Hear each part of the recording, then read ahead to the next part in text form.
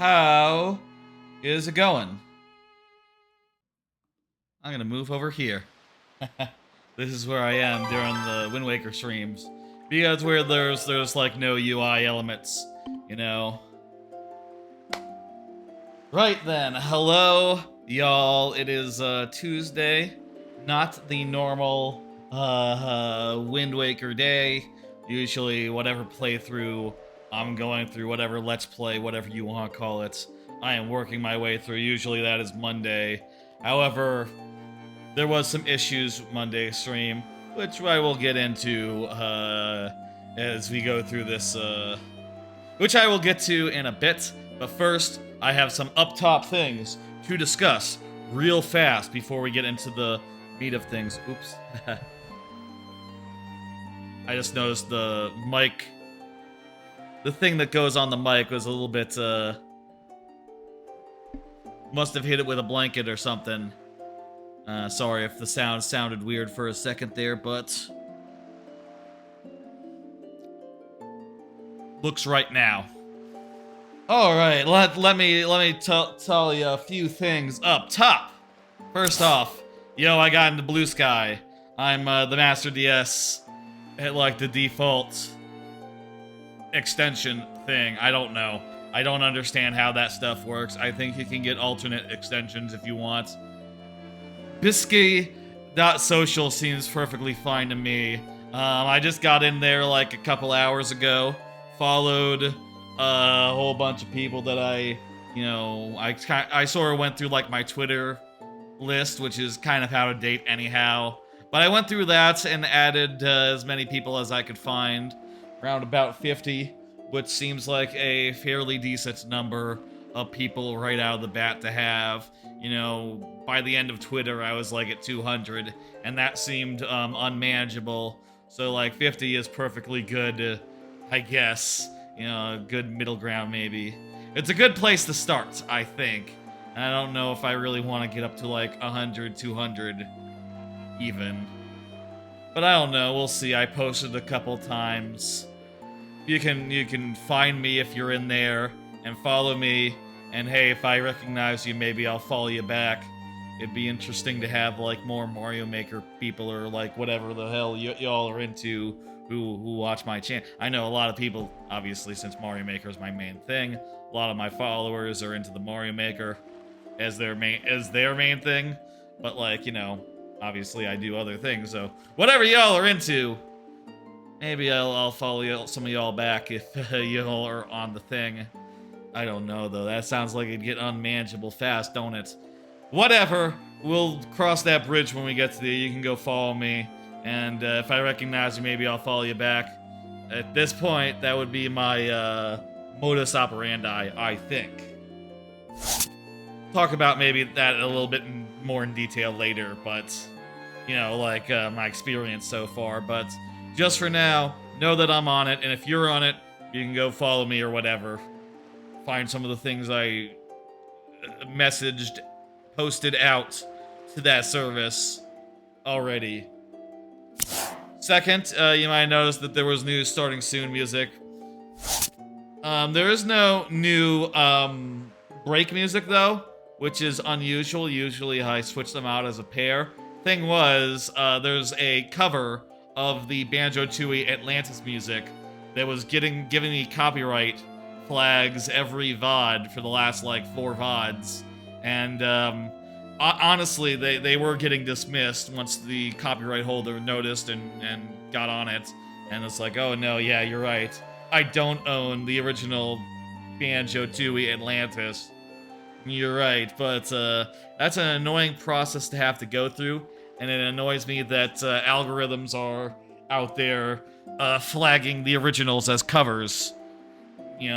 What the hell? Covers should not be allowed into the copyright algorithm, honestly. Like, that is just annoying as all hell. And I'll tell you, it's happened before with other videos. Like, nearly every time, life will change in Persona 5 played. In Persona 5 Royale, some cover claimed copyright on it.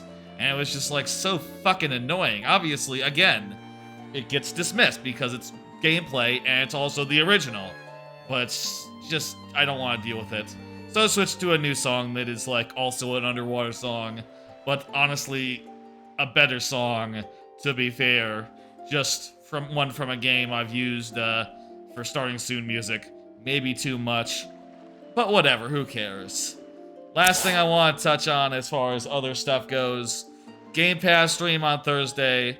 I got a whole bunch of games downloaded, including the 6 that you see there, which are probably like, you know, priority games for this this Game Pass stream. Like Redfall, Exoprimal, those are relatively recent. Vemba as well is relatively recent. Vemba just came out like the other day, like yesterday.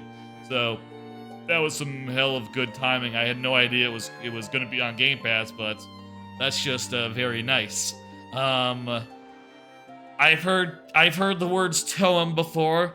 Loop Hero has a reputation in Ghostwire Tokyo. You know, I didn't get that on PlayStation. Now it's on Xbox and it's free for me. I was thinking I'd try that out. I have a lot of other games downloaded, so we have options for the stream on Thursday. It'll just be a sort of stream where I pull up Game Pass. We go from game to game on whims. Play about as much of each as we feel necessary. If a game is like immediately obviously shit, we might play like 10 minutes of it. If a game just fucking rules, we might play an hour of it. I've heard Vemba is very short. Honestly, we could finish Vemba. It's a possibility if it's like an hour or two long and just phenomenal from start to finish. We'll see. That'll be Thursday. Look for it then. 8 p.m. Central Time, you know, when I stream. Finally, I want to follow up on what happened yesterday and why this stream is today. Like I said, there's a bit of a story there. Basically goes something like this. Yesterday, started the stream at a normal time, and as soon as I got in there, I realized, like, wait a minute. I got to, like, the big head. A big head that you're supposed to lift as Link. And I realized, like, wait, I can't lift it? No, I got the power bracelets. And then I looked at my inventory. No power bracelets. And then I looked a little harder and realized, wait, no power bracelets, no bow and no fire arrow, ice arrow, no nothing from the last stream. The last stream's progress was not saved, which really shocked the hell out of me. And well, I decided to cancel the stream after like going over options of like, well, can we do the Triforce quest now? And then me play off stream the dungeons, and then come back and do and like have everything be good for next week. And the answer was no. The Triforce quest has steps that require items from the dungeons. So, you know, we were fucked. I deleted that VOD. Played through the dungeons yesterday off stream, which I will say was kind of was good, honestly. It was fine. Little bit annoying that I had to do that, but hey, the dungeons are the best part of this game, and replaying them was perfectly fun. And I watched 3 episodes of The Sopranos as I did so. 3 goddamn good episodes of Sopranos, you know, from like late season 2. We'll talk about that later, I suppose. So, you know, it was a good time. It was perfectly good. And then after I was done with that, decided to do a quick Monday stream, like from like midnight to like 1:30, where I did a little bit of Mario making, just to like you know, have a Monday stream, and also to get some movement on that next level. Which, by the way, the VOD of that will be up. The VOD of the making stream will be up like overnight at some point, maybe tomorrow morning. We'll see about that. But made some nice progress. Still feel like I haven't like hit upon. I still don't know what that level's gonna be, but at least I have some very cool things that could go into that level if I can make them like coherent and good. God, it seems a little hot in here tonight. I already checked the thermostat. It's set on cool. It's set on cool. It's set on really cold, and yet it feels like it's heating up. Honestly. God damn it, I fucking hate the AC here could be more reliable. I think it was more reliable at previous apartments. Another reason I should leave. Anyway, that about sums up the situation. We have here the file that I put together for yesterday. You can see around 11:10 is when I saved this yesterday. And you can see I have the mirror shield, I have the fully powered up blade, I have the hook shot. You can see all these things right away, so we are now good as far as the game goes. Now then, I'm going to just go ahead and manipulate the wind a little bit, you know, using the sail.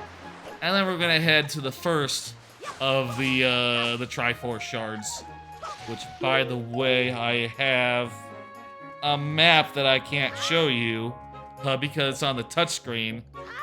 God damn it. That's the tingle chart. I have here the incredible chart. You cannot see it. It doesn't work. Sorry about that, it is what it is. But basically it tells me that there's a Triforce piece on this island, and there is. It's in a secret boss rush area. Boss rush, enemy rush area that we're gonna go to and we're going to tackle. And during which I imagine I will have a lot of time to talk. And I'll say, like, I have finished. I have gone to the theaters in the last weekend and change since you saw me. I have gone to the theaters, I have finished things. I have thoughts to share, you know. So, look forward to yeah. I need to get out the leaf. I kind of regret just, like, immediately deleting the VOD of that. You know, I was just like, okay, well, this is aborted, this is gone. Maybe if I had, like, turned it around and been like, okay, let's do something else then. Then the VOD could have stuck around. But I felt weird about that. Oh shit, not enough magic. I felt like that would be weird. You know, just like to have a long, you know, starting soon screen and then like 10 minutes of gameplay where I go like, oh shit, I'm fucked, we have to stop. Like, that's not really worth archiving, I think. That said, on reflection, the moment where I realized probably would have made a good clip. Oh, and by the way, one more thing. You can see two things about this save after I played through it again. First off, I have the maximum amount of rupees, so, you know, actually before we do this thing, we should probably go decode a map or something. And also I got a fairy, so we can do Grandma Ma, finally.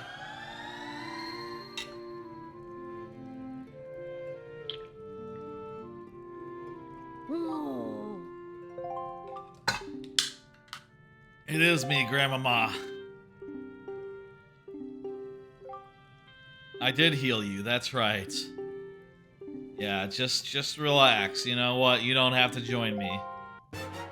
You don't have to join me on an adventure. We got a pretty good potion that we can, like, restock if we visit Grandma Ma again. Not that there's gonna be much, you know, many more dungeons to do here, but whatever. I guess. You know what? We first priority here. We will go to that dungeon, but first let's see if I can do something with Tingle. Now, I'll say, I believe I looked it up last time and it said that you have to decode 3 of the maps. I'm not sure where you were supposed to get the maps. If I already have the maps. I have the incredible map. Maybe I have the rest of the maps as well. I'll tell you the truth, and I'll say again, this is the point of the game where when I played it as a kid, I would stop playing. And so I don't really know, like the back of my hand, how you were supposed to do this. Other than tingles involved. I think the last time I did this, it was the Wii U version, so I've done it in the last 10 years, I'll say. So, from that time, I can remember there was like a mini game in like a shack. There's the ghost ship, and then a bunch are just underwater. A bunch are just like, you sail to a spot and you fish it up. Wait, this is great fish. I have to go to Tingles.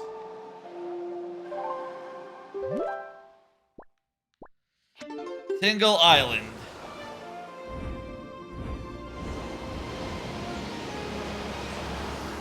Let's talk to Tingle. See if he has something for us. Hopefully you just buy the maps from Tingle, and that's that. Wait, does the Tingle map say? Tingle's chart. Fairies, Windfall, pointer at Tingle. No, it doesn't. Doesn't say anything of the sort.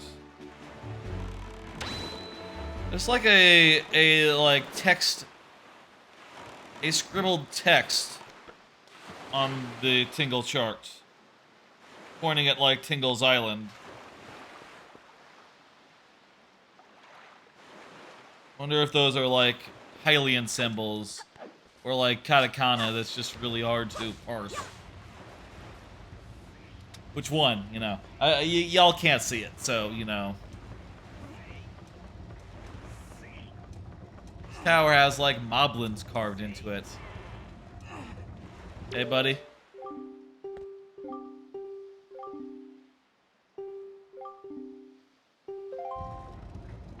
Where do I get the charts?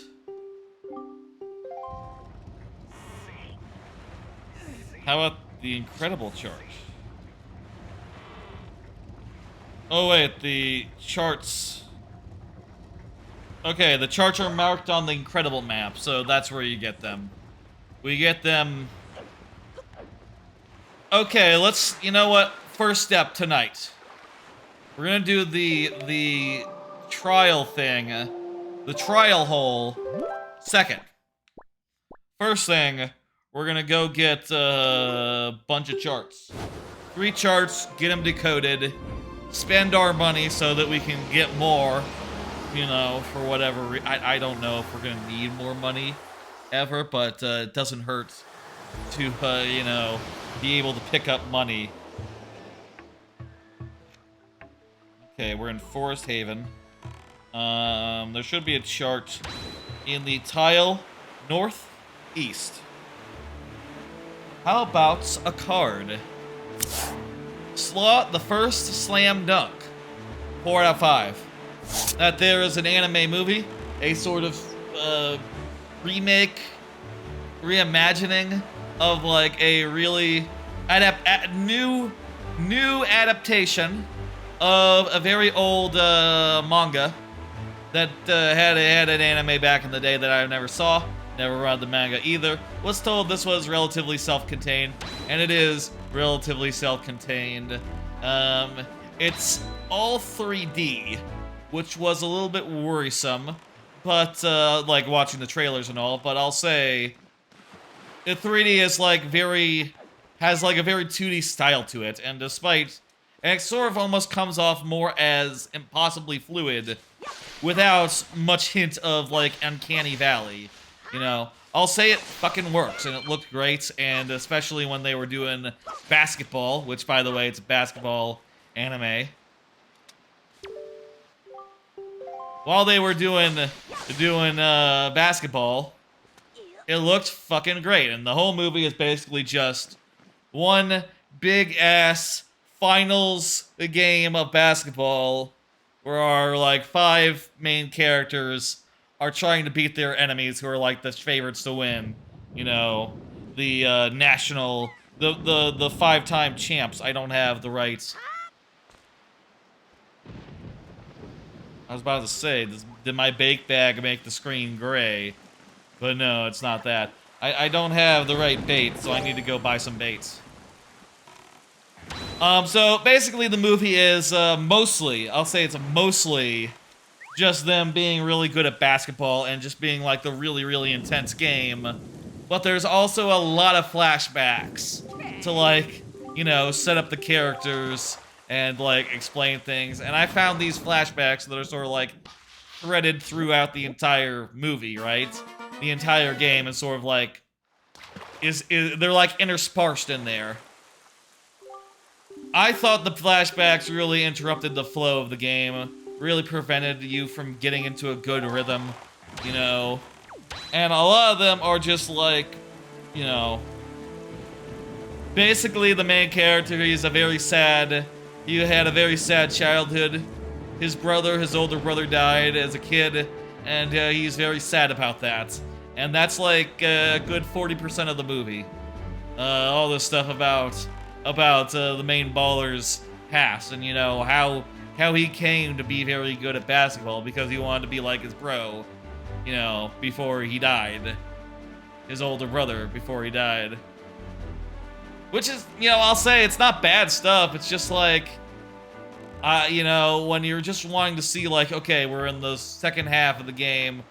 It's like a couple minutes till the end here, and you know things are looking grim. You know, the stakes are at an all-time high. To cut away for 10 minutes to, like, learn about, oh, you know, when he was in school, he was bullied because he was new to the school. You know, and he was kind of a gloomy boy. It's like, okay, that's kind of sad and all, but I wanted to see a slam dunk right now. You know, I wanted to see them turn it around right now. I didn't want to necessarily see 15 minutes of sad content. It also very much focuses on one character to the expense of like the other four. You know, I feel like they could have done more time with the rest of the crew and like, you know, evenly spaced it out. You know, the main character is the only one who you get any idea about like their motivations. The rest of them in flashbacks get about like 2 scenes. 1 or 2 scenes top. One of them doesn't get any and has to rely on like the drama in the moment being good enough to carry and explain like what his deal is. And I'll say, maybe I should have bought a second pair, you know, for redundancy, for safety, whatever. And I'll say like he doesn't need. He didn't need flashbacks to establish his character. They do it well enough in the game and his stakes and what he's about. But at the same time, it's like, okay, well, you could do that for one character. Then why not do them for all the characters? You know? Anyway, I enjoyed it. I just thought the pacing could use a lot of work.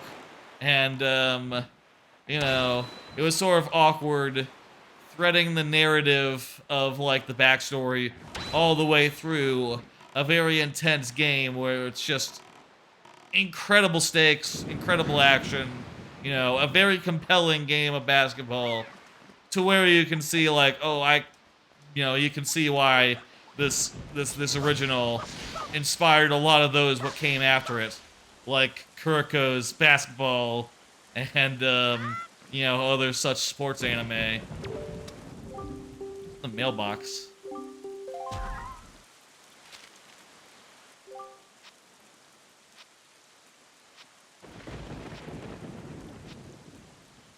Don't send me money. I already have all them. Oh, I just spent a little money, so that actually gave me money. Okay, cool. I forgot I spent money. Okay, what are we doing here?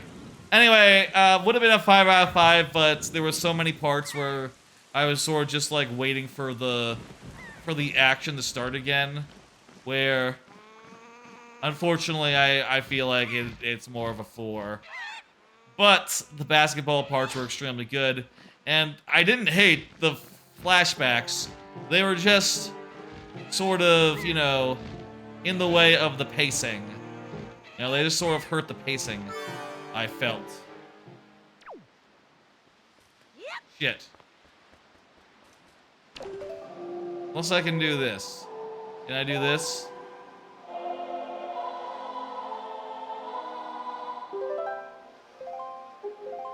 Dang it. Okay, you know what? We're gonna buy several. We're gonna buy several and come back here. I've learned my lesson. Also, I have more cards. I'm thinking about finishing Kuroko's basketball. Seeing this basketball anime in the theaters has made me think, God damn, I should probably, at some point, finish off Kuroko's basketball. I got, like, most of the way into Season 2, like, 20 episodes into that, or 19 episodes. Just have 6 left, and then there's, like, 2 movies or something.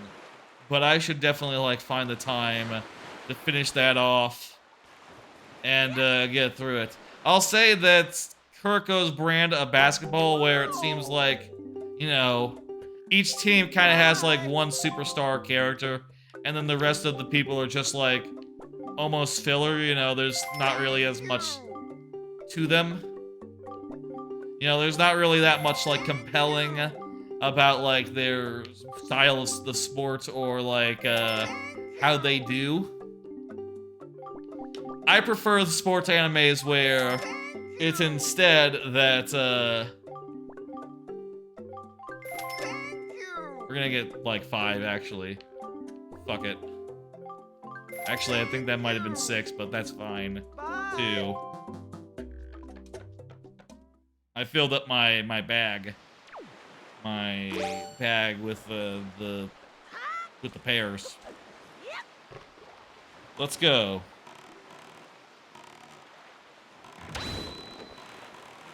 I'll say, like, that sort of style where, like, the whole ensemble isn't quite important. I prefer, like, the Haikyuu style of everyone matters. I think Slam Dunk has that a bit more, you know, where it's more of an assembly piece too, but the basketball is really flashy and good, and their super moves in Kuroko's are very cool when they do that. You know, I saw someone saying on, like, Twitter, I think. I pulled up Twitter, or sorry, as it's called now, X, for like 2 seconds the other day, and I saw someone saying a very salient point that like, Kuroko's basketball understands the sport very well, in that, like, okay, all that matters is, like, in so far as all that matters is, like, flashiness, right? And creating, it's not just about the drama of the game, but also, like, making each time you score as fucking flashy as humanly possible.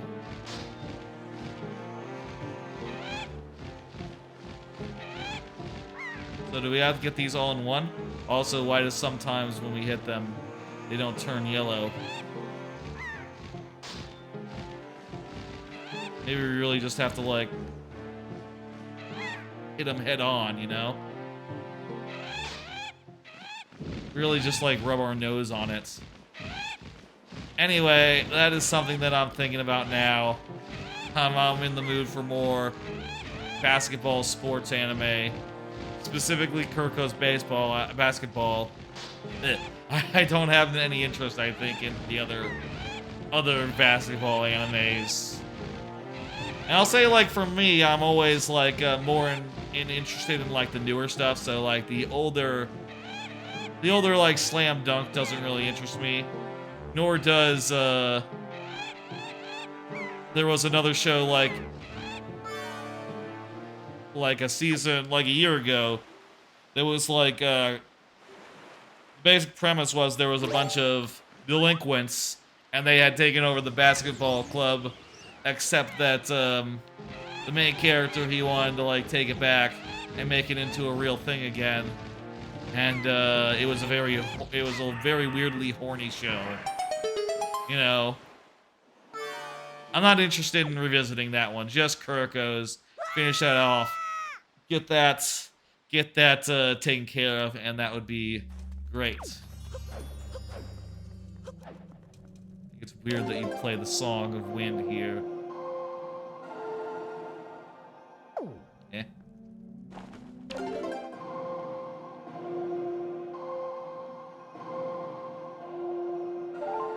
Oh, it goes up, right, left. That's right. The directions, I don't know, like, if you wanted to do, like, a scale in the Wind Waker, what would it be? I've never known that. Like, all the notes are just, like, random pitches to me. They all sound good in combination, but it's just like, ba ba ba ba, you know? Like, which one is the highest one? Okay. Right is higher than left. I think up is the highest. Up, down, right, left. Oh, that's it. Up, down, right, left. Up, down, right, left, mid. That's totally the order of them. Oh, I never knew that. Okay. I always just thought they were all over the place. Never bothered to work out, like, what a scale would be in that, for it. Alright, that's one map down. Where's the second map? It is, by the other side of the world, closer to Outset, so I'm gonna go to Outset. And I'm also gonna pull another card, talk about what's on it. I'm also thinking about finishing a lot of my backlog anime. With anime, I tend to be pretty good about diligently watching all the simulcasts I get down for each season. But as far as shows where I'm rewatching them, or shows where I'm watching them for the first time, I don't really have as much of a, like, okay, every week watch one regimen, you know? So as a result, shows can be, like, picked up, you know, I can watch them for a bit and then, like, forget about them for months or years on end. And, you know, it's a little bit unfortunate, but I'm not gonna, like, ever reset them ever, you know. Which also, I will say, will make it harder when I eventually do get around to it, to, like, slap ratings on it or whatever, but, you know, I guess I'll manage, is what I'll say. I'll manage. Anyway, there's a couple of shows that I have a lot of shows that are on my, like, to-do list right now. Like, Kuriko's Basketball is one of them. I never finished, Yuri. Third season of that, never finished that. Ever. I still have, like, 10 episodes of, Polar Bears Cafe left. Some of these are just really long shows where it's like, okay, well, yeah, it's gonna take me a while to get through.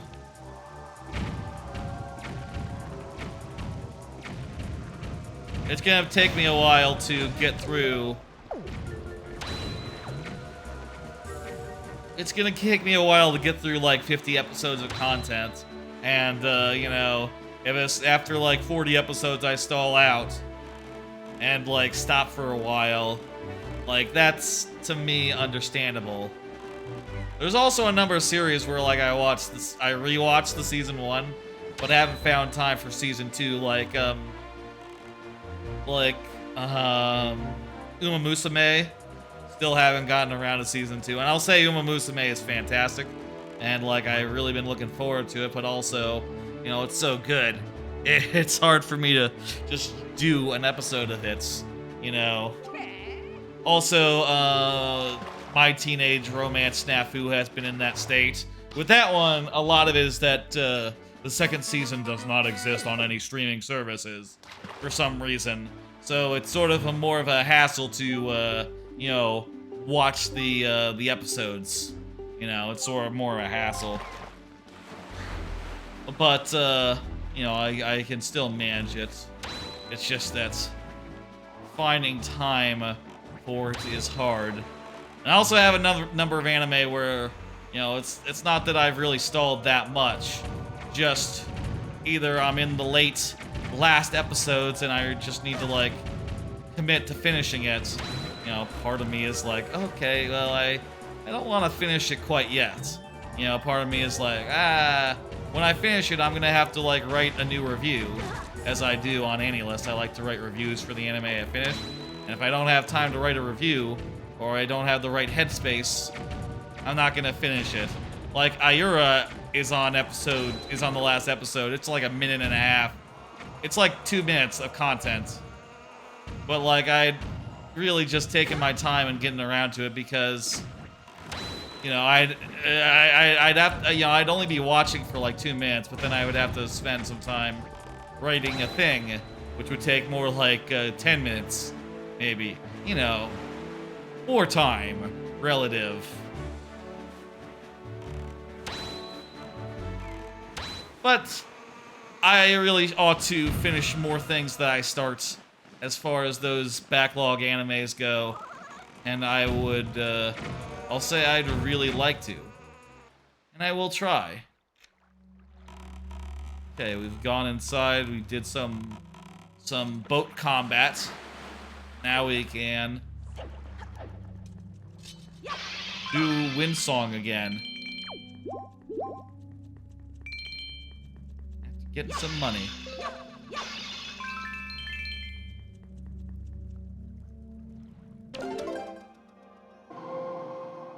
Still think it's weird. It's weird that there's not like a song to play other than like, yeah, it's the Wind Song. It is the Wind Waker, I guess. I'll say, like, as far as backlog stuff, that's the most egregious and the most, like, I need to get going on this. You know, I should probably, take off March Comes in like a lion off my list because I tried watching it once and then fell off. And then I restarted it, got 1 episode in, and then never watched the 2nd episode. So I suppose if I ever want to rewatch it again, give it another chance, I should start with episode 1, probably. Okay, here's like the list of other anime that I have on my to-do list. Nagiasu, watched 5 episodes of it like 2 years ago. Thought it was great, but never just found the time to go too further. Yuri Season 3, I have 6 episodes of that left. Flying Witch, I watched 5 episodes of it, maybe 4-ish, like 4 years ago, 4 or 5 years ago, and need to get around to the last 6. Sweetness and Lightning, more recent, but still got 4 episodes of that left. And as far as rewatchings go, the most blatant one is Recreators, which I think I got over half of that to go, and that's been on the backlog for like 5-6 years. Cheer Boys, that's maybe been a couple of years. Squid Girl 2. I really didn't like Squid Girl Season 1 on rewatch, so I've been sort of not so eager to go back to that one. And then I got My Teen Romantic Snafu, Set in Academy, Sakabu, and those ones aren't quite. Setten and Sababeku, Sabagabu are like both weirdly mean, so they're not exactly my everyday choice of a thing I want to watch. I need to finish them off so I can give them like 4 out of 5 or 3 out of 5 or something. And also there's the Konosuba movie, which is a movie, so it's hard to find time for than just like episodes. And that about sums up like backlog type. What is the state of like the backlog other than as far as anime goes?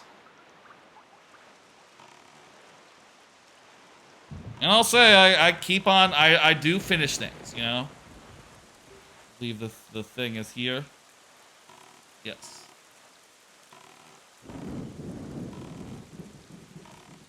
It's somewhere in this square. I'm gonna go get that island mapped so I know where I am. I will say I do finish things.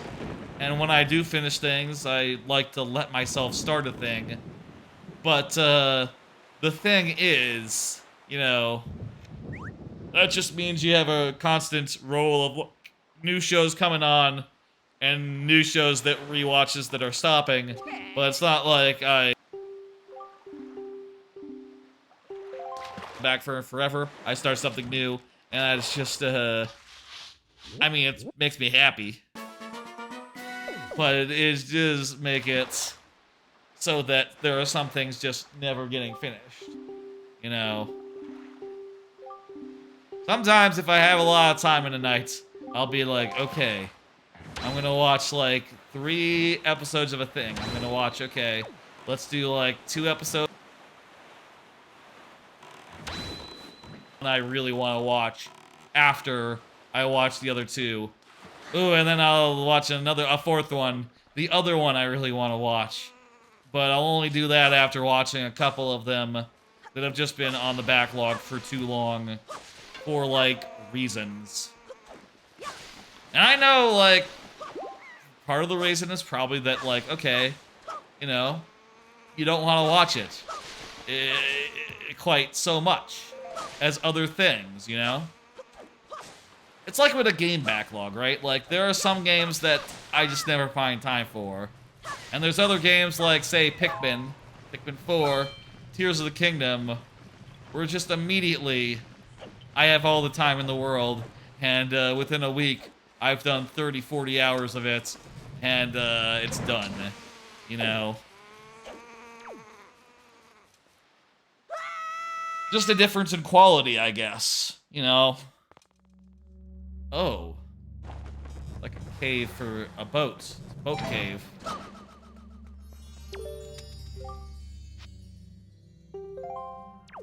Okay. We gotta light some torches. And, I guess it'll all be fire arrow stuff.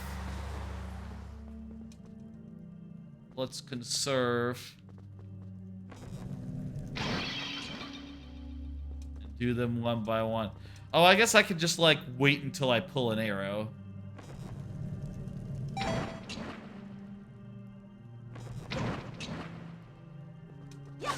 That's 3.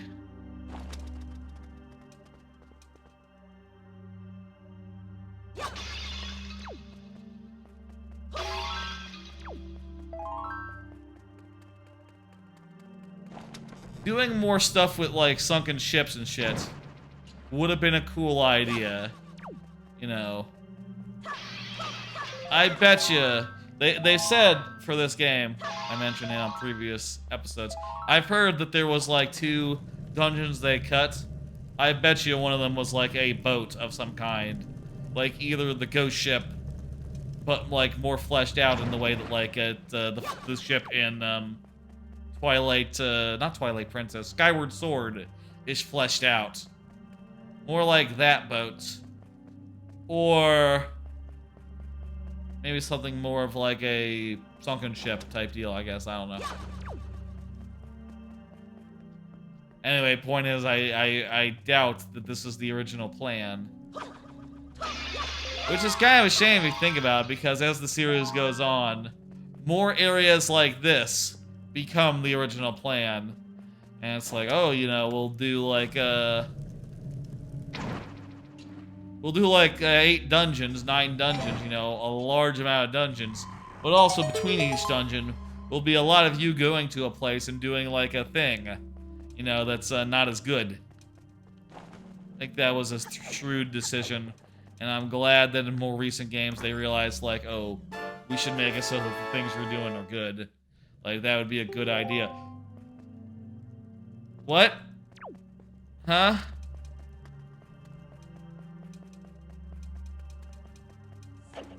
I thought that was gonna be like a map. Why is it not a map? Do I need to like use a hook shot or something? Get somewhere? My impression was this is a shooting gallery and you can't leave this very constrained space. Oh? Oh.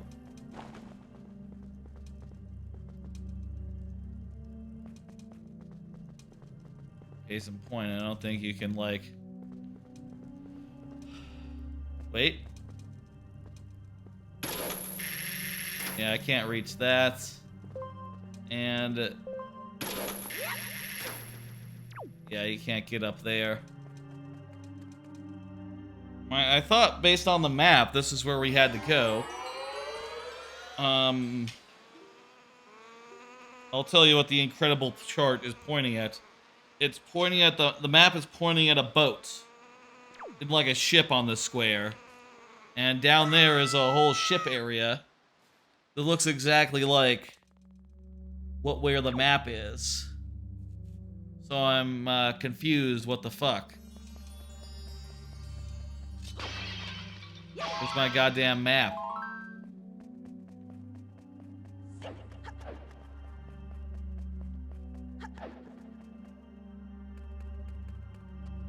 Let me Google. I'll just Google. I played this game before. I don't know. Spoilers, whatever. When ship map.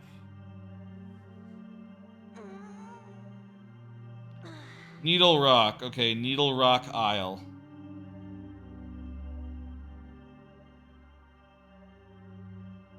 Shoot the ice block with a fire arrow to melt it, then jump into the hole.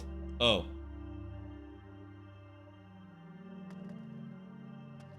Shoot an arrow through the railing to light torch. Light up the torch. Take a right and look for a torch on top of an output that's...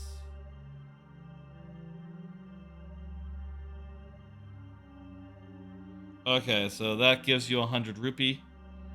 Back outside. Stand in a spot and shoot the top with a thing. That'll do a switch, or a high repair will also work. Okay, so it's outside. You'd think it'd be in the boat, but whatever. That's cool too.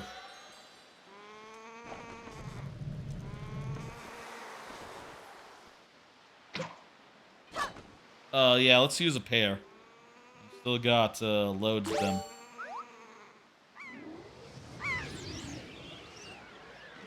A weird thing you can do in this game, just take over a seagull, fly around. I guess this is like similar to in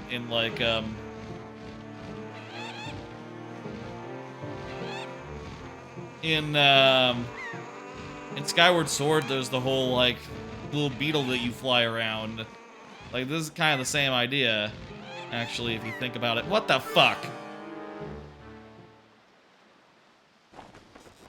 I like take those guys down like fucking hell.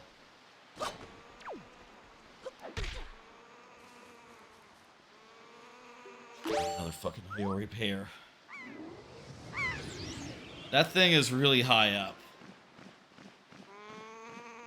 To avoid all those guys, we just have to fly up like close to the tower or something, so that there's not like space between me and the thing.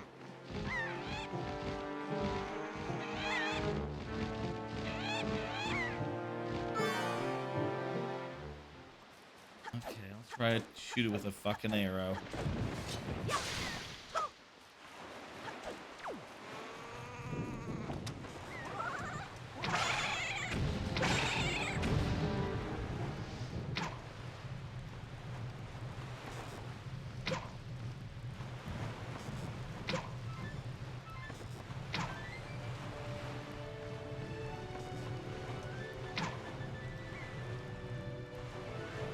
Will this work? Maybe I'm barking up the wrong tree. Like, can you, like, snipe these guys from really far away?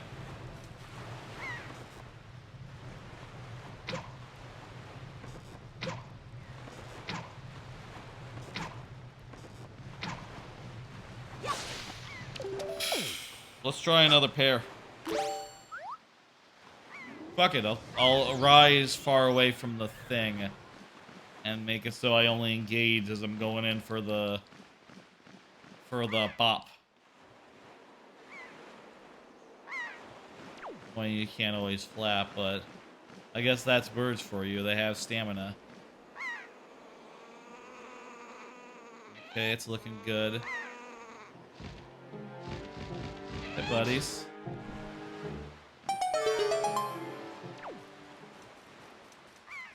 Alright, that's this chest. Open it. And there we have it. Another map. I believe. What? God damn you, F.A.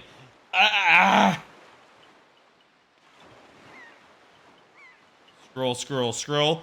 Open the treasure chest and get a piece of heart. Just tell me about the fucking map already. That's all I give a fuck about. Finally engage the ships in battle and destroy the golden gunboat to retrieve Triforce Chart 5. Why finally? Start with that. That's the main event. That's like the one reason I pulled up this page. I didn't give a fuck. I could give two fucks about a piece of heart. What boats? I see no boats. You see boats? I don't see boats. What the fuck? Where are these boats they talk about? What boats? There? Hang on, I think I see some boats. Those boats even on the right square? Yes.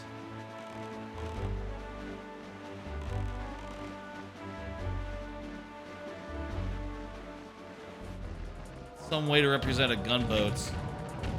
Looks more like a big old ship than it does a gunboat from the map.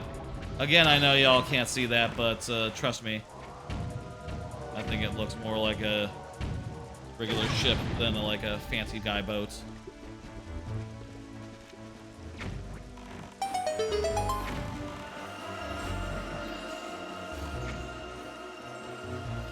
How far off are we?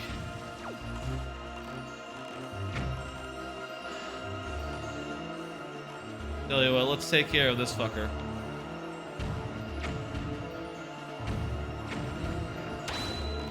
Our bomb's touched.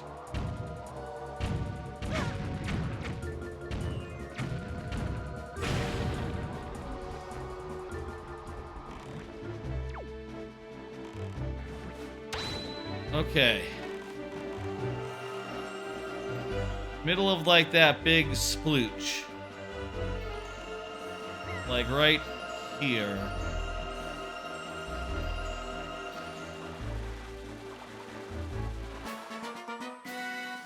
Finally, deal with the gunboats and get the treasure map.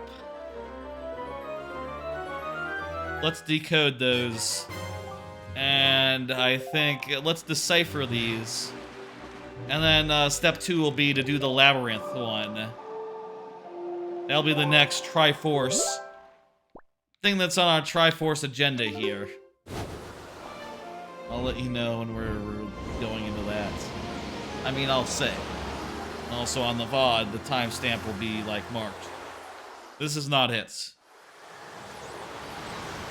This is still the chart hunt.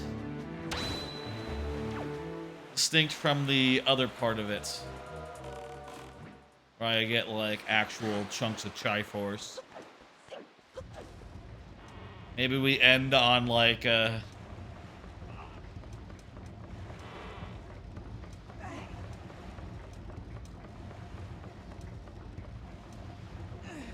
don't know. Maybe we save the, like, actual...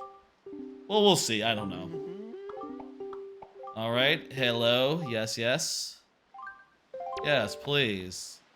Does he decipher all of them or just one of them?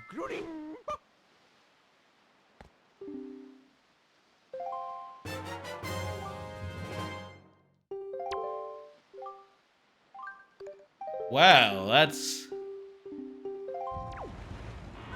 What the fuck? I mean, we don't... Okay, we got one of them deciphered. So, yeah, we might have to find a way to get some rupees towards the end. Hopefully we'll get some in this whole, like, hole, like a treasure hole. Hopefully we'll get a good amount just going down this big old hole full of enemies. You know, just from like their gems and all. But I don't know how we're gonna do the last one. It's a good thing we went with Shards first, because the decipher fee, yeah, you do have to, it is 500 for each, pretty much. Well, 400, but still, who's counting? Nearly 500 for each. I do think that is still kind of shit. Like, this would be the one case where you don't have to be entirely faithful, bringing it back. Instead, you could, like... Honestly, if they did Wind Waker again, I would love it. If they were to do, like, Wind Waker DX. You know, like, or, you know what I mean? Is DX a thing that anyone ever uses in, like, to mean deluxe anymore? Wind Waker Deluxe, let's say. Okay, Wind Waker Deluxe. No, call it DX, like the Game Boy game. That's just a good homage. Consistent with the series roots. Anyway, you just make this game, but add in 2 more dungeons. The ones that were originally in the early phase. And you know, even if they're like kind of similar to ones that we already have in like more recent games. Let me just sink here and respawn at the top. Even if they're really similar to ones in recent games, I still think they would be a good addition to the game. And I'd be curious to be like, oh wow, so this would be what Great Fish is like. That would be, to me, a dream come true to find out, like, oh wow, pre-event Dreamfish. And I don't think we'll ever, or Dreamfish. Big Fish Island, pre-Cataclysm, Big Fish Island. I think the only way we'd ever get that... Oh, shit, you respawn here? I think the only way we'd ever get that would be if they did, like, a DX. And they just, like, made new dungeons. Also, it'd be cool to see new dungeons in this game. Considering, like, it's, you know... Fuck me. Considering it's been many years since the actual last new Zelda dungeon that was, like, traditional in nature. You know, since, like, Skyward Sword. So, man, it'd be cool if they did that. I'm not holding my breath or anything, but, goddamn. You know, if they are looking for ideas, like, yeah, make another dungeon instead of the Triforce quest, and you're done. Maybe they can make it so that, like, whatever you're doing on the surface, you're running around the surface doing things, maybe that had some effect on, like, a bigger dungeon. You know, you could have it be... You could still have it so that the player has to see more of the open world as part of this process, but a dungeon would be a lot more satisfying than just like, oh, I dug up a piece of Triforce. You know, from the bottom ocean floor, you know? Oh, hey, here's a Triforce. Here's another Triforce piece. You know what we got here? More Triforce. Ooh, and there's more Triforce here. Not exactly the best. No? Come on! No!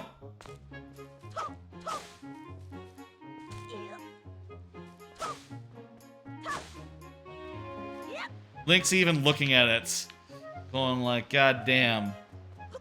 Could have been up there. I just refilled my fucking magic. God damn it.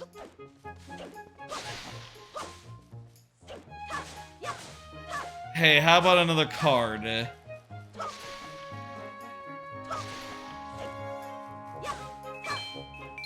How's about another card as we head back over there? I watched Eraser. Random, whatchamacallit, Arnold Schwarzenegger movie. From like the 80s. Action film. You know, with some corny action, some cheesy dialogue. and some good one-liners. I'll say the one-liners were not, like, top of his game, and it was all very, I think, more cheesy and more silly than usual. But it was fun. I think it was just a pretty good time. It's somewhere between a 3 out of 5 and a 4 out of 5 for me. Maybe leaning towards 4, but it's borderline one way or the other, I'll say. I think maybe the thing that pushes it over for me is at the very, it's not like a too long movie. You know, just like 2 hours, whatever, normal.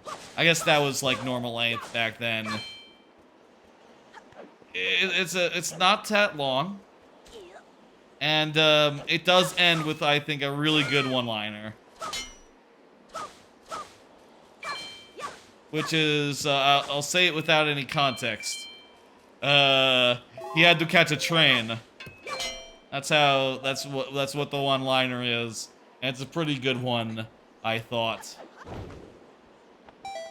I'm not huge into that film, but I enjoyed watching it, and I'm glad I did before it went off Amazon Prime. Which, yeah, it went off Amazon Prime, like, at the start of the month. That is to say, today, the 1st. So, you know, if you're looking to watch it, your time is over. You're out of time, you know? Why? Why? What is this? It's some sort of hole in the ground. Well, in this hole is a whole bunch of trials, and we're gonna do it. We're gonna do them. And we're gonna get a piece of Triforce for our trebles.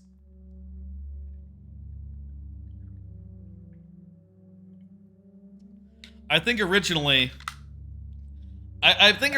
all these ones that now currently just have Triforces on them, previously just had like maps, and you'd had to like go all the way to the bottom to get a map, get it decoded, and then do like bottom of the sea stuff.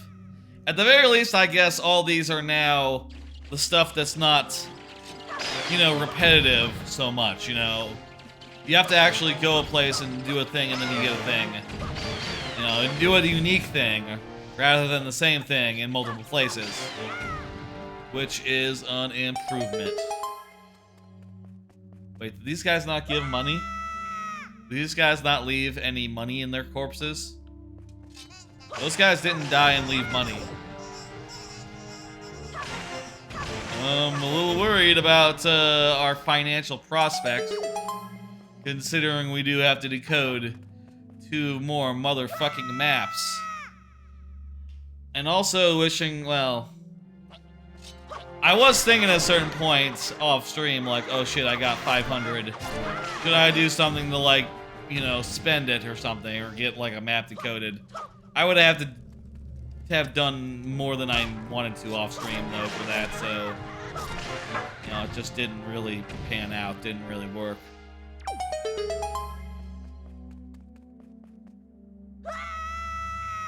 Let's do another card. Finished rereading The Hunger Games, the first book, specifically. Damn good book. I have been listening to a podcast going over it as I've been reading it, and they have been listening to it, reading it for the first time. I've been doing the audiobook, that's why I said listening. And I'll say, like, they are more down on it than I always was, you know, and they have pointed out things that I never realized in any of my previous reads. That do make it, like, maybe a little more dated, a little bit more... a little bit less like the perfect book.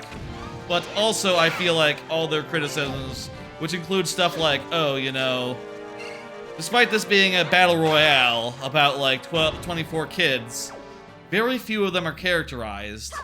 And also, like, anyone who has to get killed is characterized as primarily as a sicko.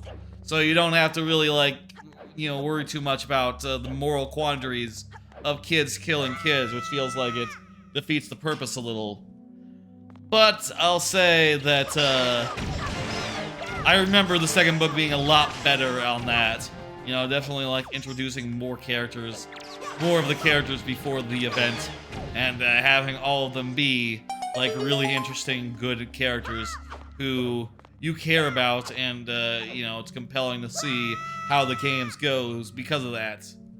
3 falls off because it can't do the structure again, and just gets kind of weird as a result. The third act of the third book, especially, is just like, oh, I see what you think you're doing, but it just doesn't work. It's not. This is just not it, you know? This is not equitable to the regular Hunger Games experience, despite doing things to, like, take it in that direction. Anyway, with this book being now over, I guess, like, this week they'll do an episode that, like, you know, is about the final 2 episodes, which I'll say, those final 2 episodes were a lot meatier than I remember. I remember just like, okay, Katniss wins the Hunger Games, and then there's some ceremonies and stuff, and then it's over.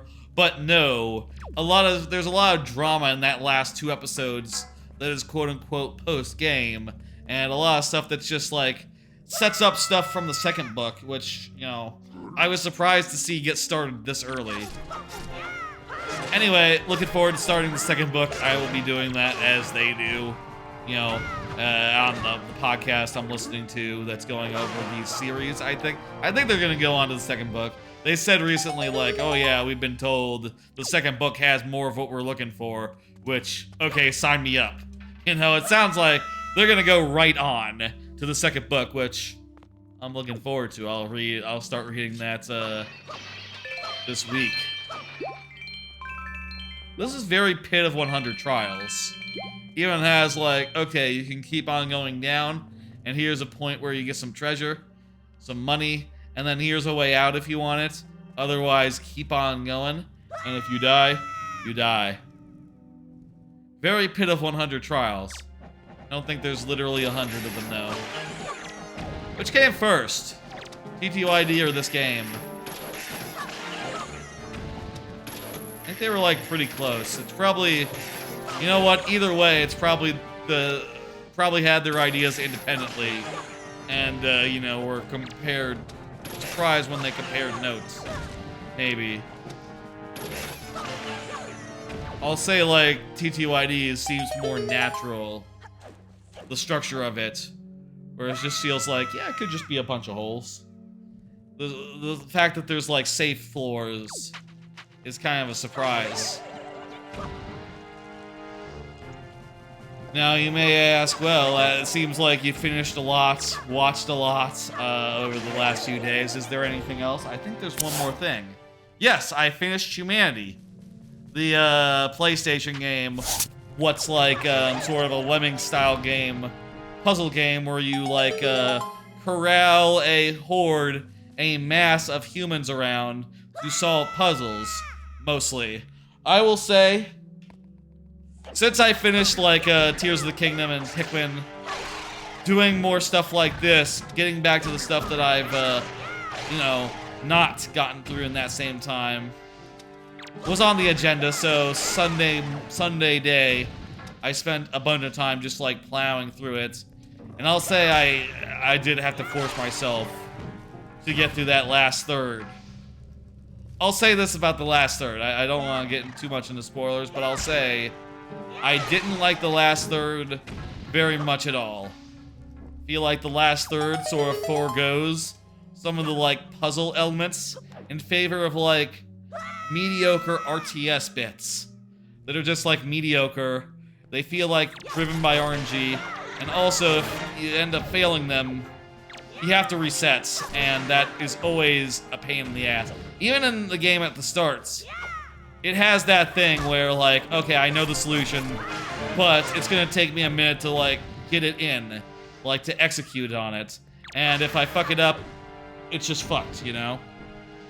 It has that, and also, it has, like, that aspect to it.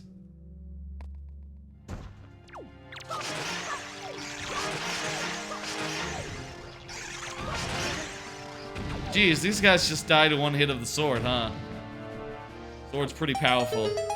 it has like that classic problem to it where just like, ugh, I just feel like I'm going through the motions putting in this puzzle input, except that sometimes you fuck it up because it's weird and fiddly in ways, and then you realize like, god damn it, it's gonna take me another 2 minutes, 3 minutes to put that puzzle solution in and like execute it all the way right, and if I screw up, I'm starting over, and just like, that works in the parts of the game that are still like puzzle oriented.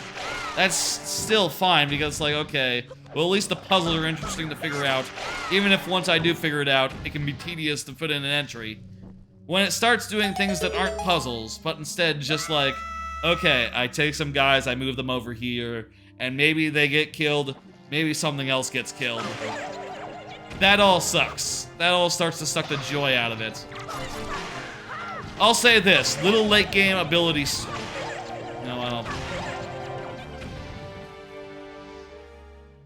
Little late game ability spoiler for humanity.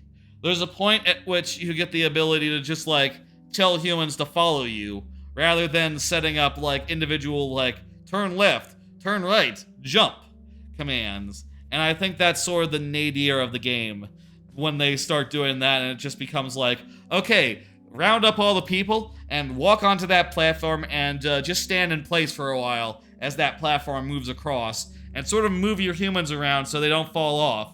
Because there's going to be blocks and stuff that, you know, might push them off as they're passing if you don't move around them just so.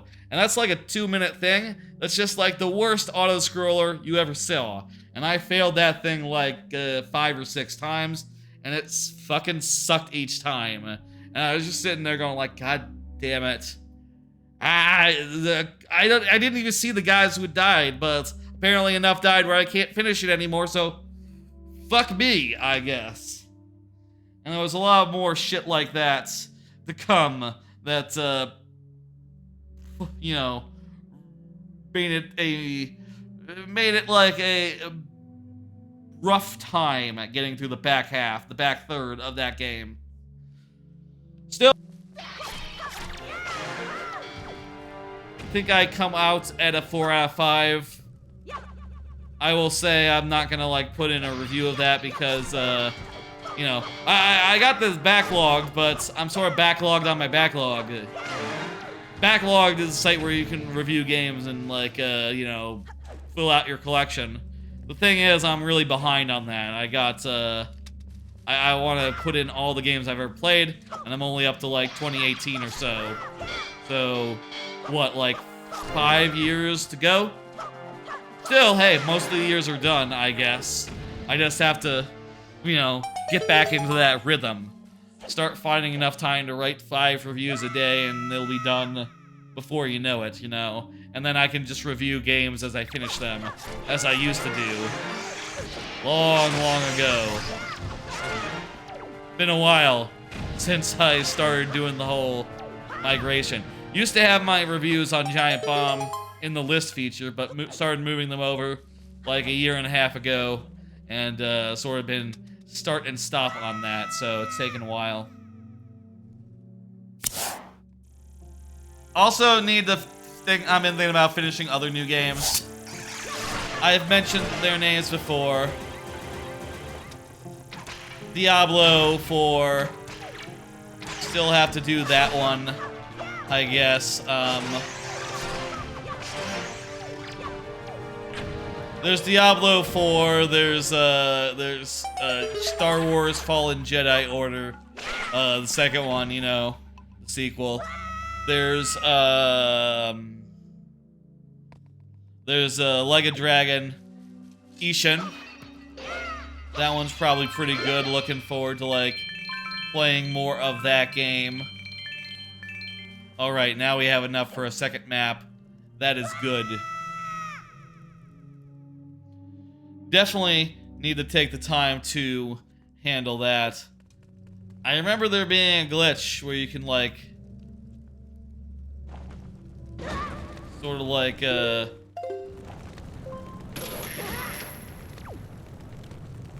I think speedrunners, they're able to just, like, go through the fire somehow, and at this point, they don't have to do shit. But, you know, I probably cannot reproduce something that I half remember just on a whim. And also, maybe it doesn't work in HD. I do not know. If there's like a Giant's wallet, I don't have it, by the way. Or like an adult wallet. Only got the limit of 500.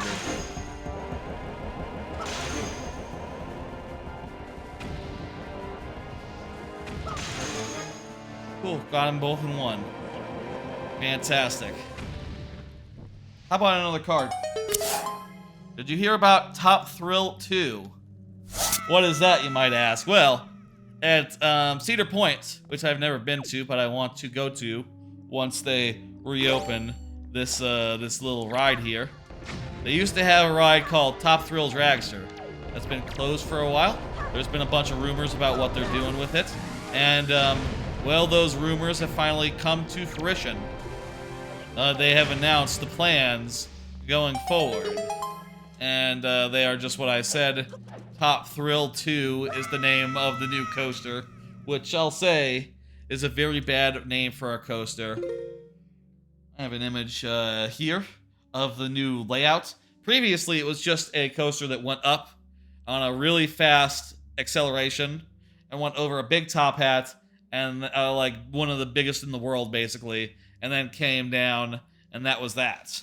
But now, you can see on the left side there's a spike, and it's going to basically go up the top hat a little bit at like a slower speed, come back down, go up the spike, and like be launched again as it's going backwards, by the way. So it's getting faster as it's going backwards, go higher up the spike, and then come down one more time, and then you boost it a third time to get enough speed to go over the top hat.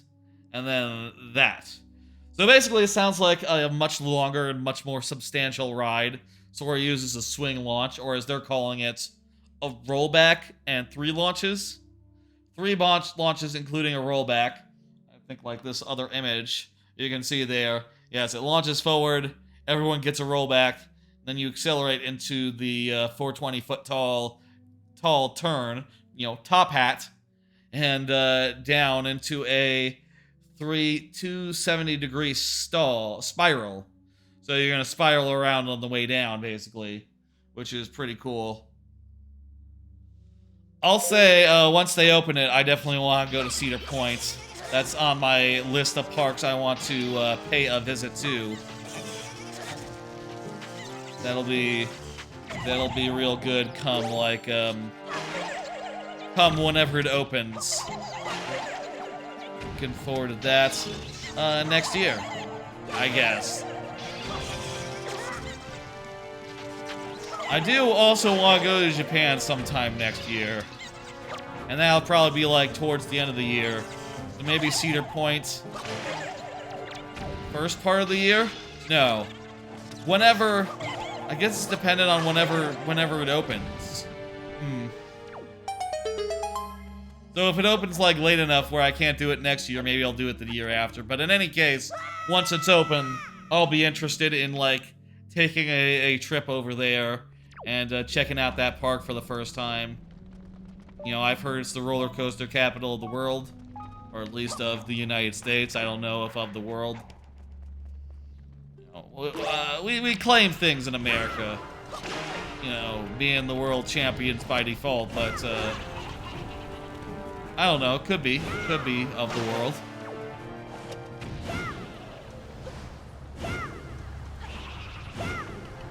Anyway, I've heard great things. Their lineup is substantial, and, you know, they have a lot of, like, best-in-the-world attractions. Hopefully including this one once it's open. Sounds like a lovely good time. Can't wait to go on it. How's about another card? Follow up on why I hadn't seen Rivals 2 reveals for a while. Yeah, so I mentioned last time I was really behind on Rivals 2 reveals, it turns out, and had missed the announcement of Crag and a new character, brand new character to the series, Fleet, who I guess did appear in in the Dungeon spin-off game, which just came out earlier this year that I have virtually no interest in. But she looks really cool. And by the way, I have an image now that you can see like her movesets there in the game.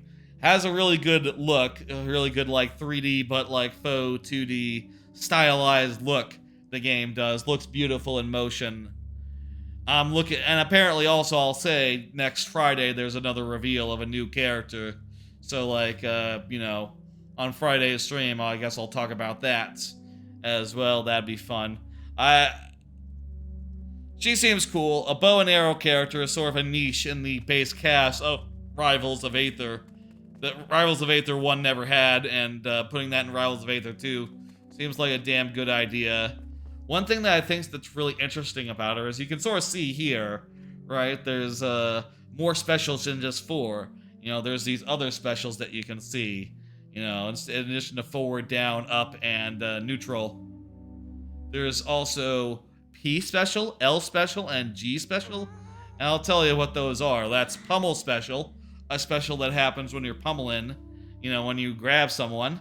Ledge special, a special that happens when you're on a ledge. And Get Up special, a special that happens when you're in the downed state. You know, similar to Get Up attack, except that it's a Get Up special. And one thing I think that's really interesting about this, just like looking at it, is that Fleet's custom mechanic, which is based around like getting leftovers and then powering up our attacks with neutral special. You get those leftovers by doing your pummel and doing your Get Up special, and that's it. That's the only way to get those things, which I think is really interesting to have a character who's, you know, the other characters, their gimmicks are like very clearly, you know, based around the traditional 4 special moves. But since she's a new character, her kit can be designed more around those new specials, which means that she's going to be more reliant on grabbing you. She's going to be more reliant on like getting you as she's getting up, you know, which should lend itself to like an interesting playstyle, I hope. Also, I'll say another thing that's interesting about like the pummel special in particular. The way that grab break works in the game is that when you grab someone, you can either do a pummel special or a normal pummel. You can either do a special pummel or a regular pummel. And if the opponent presses the same button as you, they break the grab.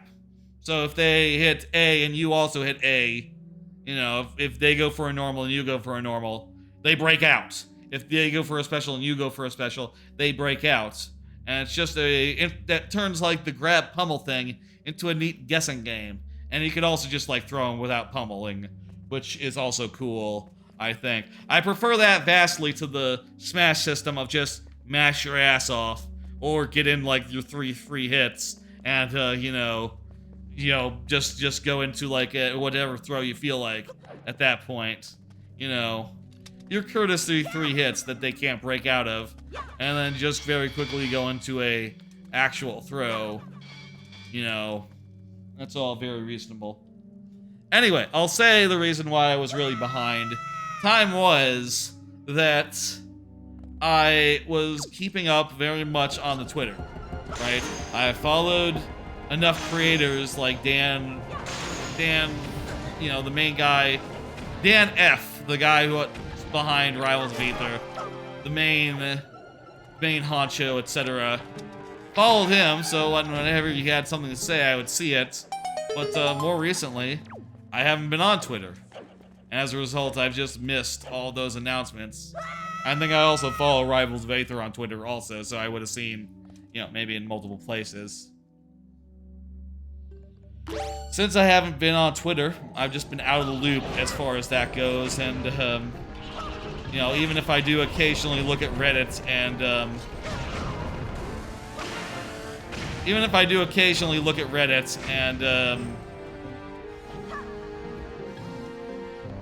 look at Reddit and see some news there, that's a very rare thing versus, like, you know, in ages before, I was just reading every tweet.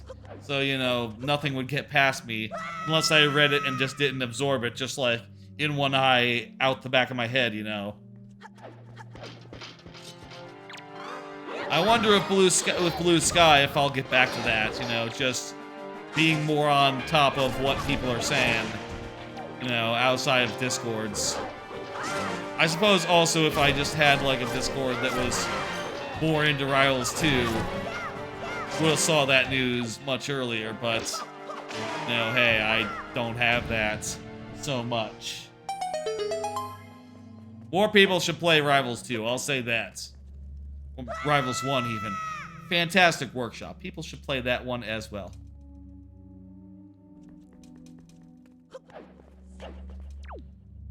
Shit, I think we made it.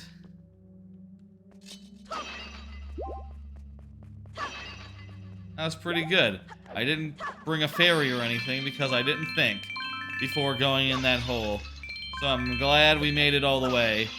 It would be a sad story if we had died, you know, anywhere along the way. But it wasn't that hard, so whatever. Believe this will be our Triforce. I keep thinking it's the Zelda song from Ocarina, but it's a different song. Is it a different song or is it the same song with different directions because of the way that the scale works differently? I don't know. No, it goes high, low, higher. So it's sort of like the reverse of the Zelda song, which was left, up, right. There it is, it's a Triforce shard. How's about that?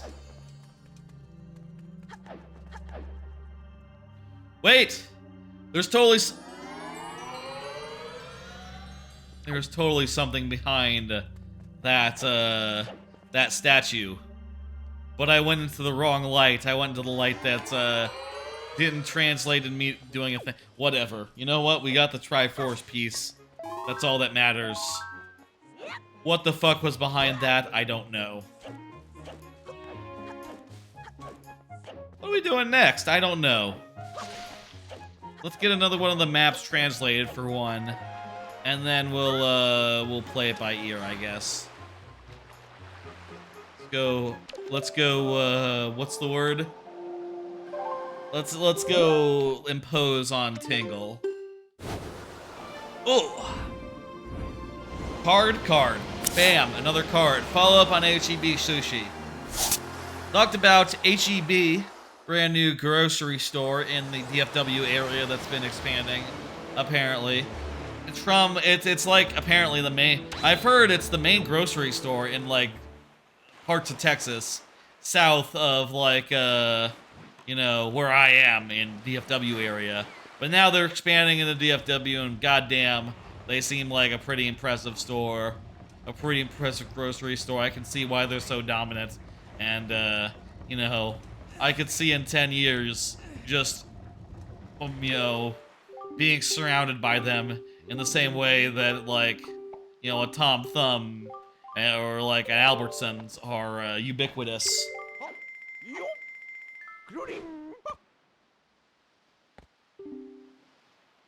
Alright, thank you for the thing. Deciphered my chart. No, I don't think I'll do that. Maybe next time. Thank you, Tingle.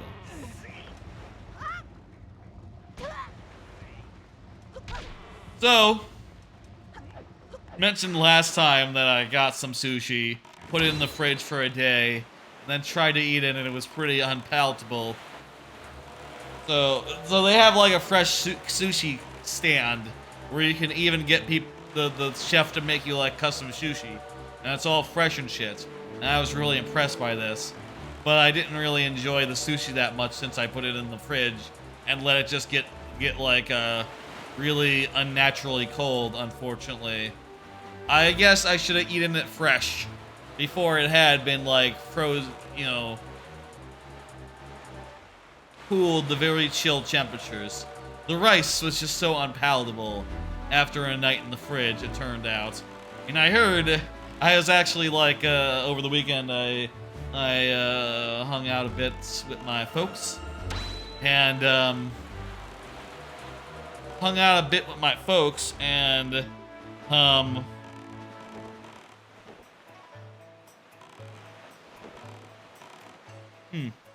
are we going? Wait, don't I have the third? Oh, you know what? I do have all 3 of the shards, but I still have 1 to translate. I was looking at the map and getting confused there.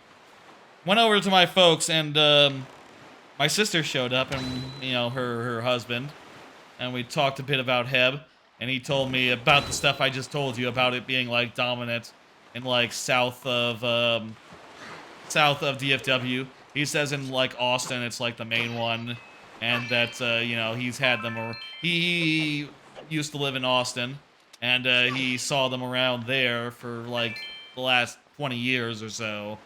So he's more familiar with them. And also he said that of the sushi mistake, like, yeah, apparently my sister did the exact same thing when they went to Heb the first time. I'm sorry, H-E-B. I'm told that you're supposed to say it H-E-B, the initials, every time. Don't turn it into a word. So that's all I wanted to say. Like, yeah, I did something dumb, I guess. And I think I really fucked it up, the sushi, but at the very least, that's not reflective of the sushi quality. And also I'm told that I'm not the only one who's made that mistake in my family. So, feel pretty okay about that. I don't know what we're doing here. I didn't really think. I just thought, oh, Windfall, let's stop. I like Windfall. But I don't think there's anything here for us. Right, we got one more thing translated. We just need the third now, so I think let's head to one of the other things.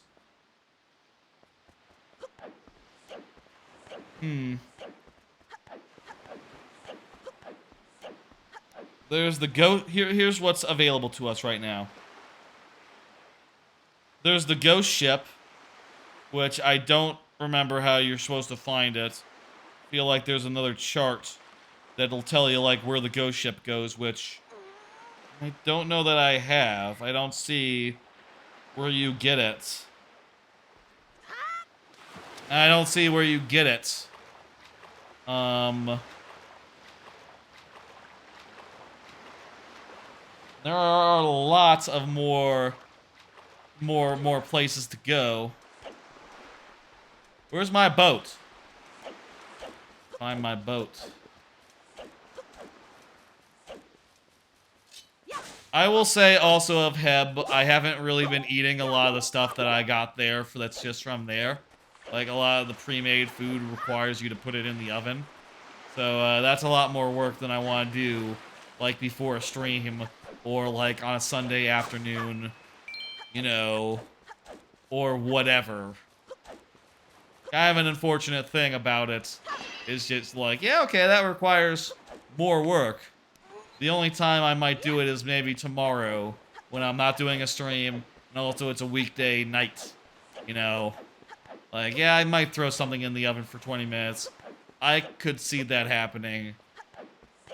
I'm sort of worried about the portion size, and that I maybe, you know, I'm worried that I won't like it, and I'll just waste... Where the fuck's my boat? I'm worried I won't like it, and it'll just have been a waste of a meal, and I'll have to just turn around and eat something else because I'll be hungry. But, I really ought to move on that.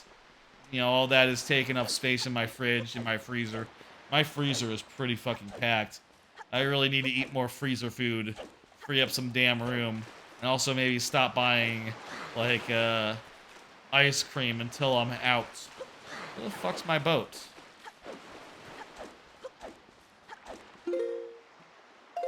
Tell you what, I'm just gonna... Save? I'm gonna save, quits, reload, and then I'm going to be on my boat again. That'll work.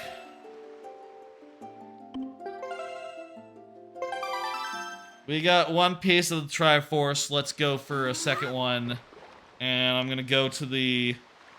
I don't know what the fuck this is, but it's whatever's in the upper right-hand corner. That's the next order of business.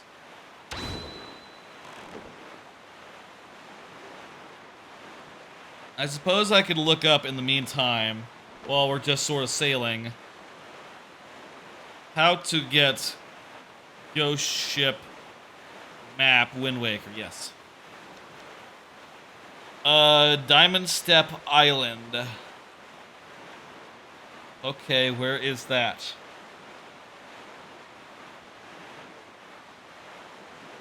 Let's see now.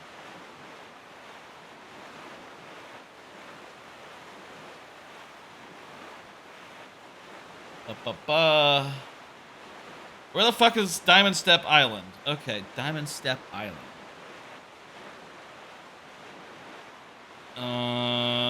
Where is it? Wiki page? Show me on a fucking map! Oh my god. To its north is Needle Rock. To its south is Horseshoe. To its east is Five Eye Wreath. Great, just what we fucking needed, a puzzle to find out where it is. I remember Needle Rock. Needle Rock. I think we went there earlier, yeah? Needle Rock was, yeah, near Great Fish.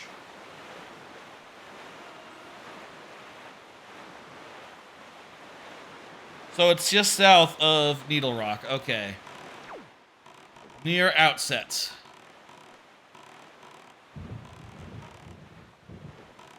Whatever. Let me get this guy some bait.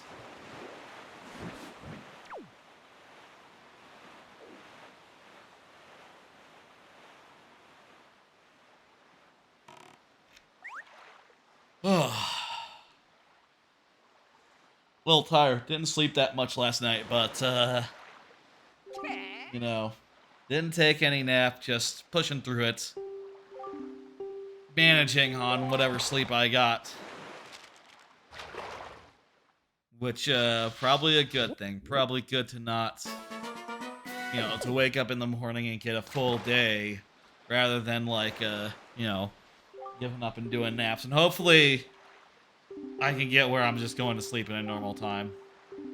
I mean, maybe I could have done... Honestly, maybe I could have done that yesterday, even after the stream. It's just that part of me was like, I want to keep going. I want to watch more. I want to watch all the simulcast anime that's Monday anime. I want to do this and that, and, you know... Maybe another episode of Sopranos. Let's go. Haha. You know, that sort of thing. Maybe I need to just, like, be... discerning.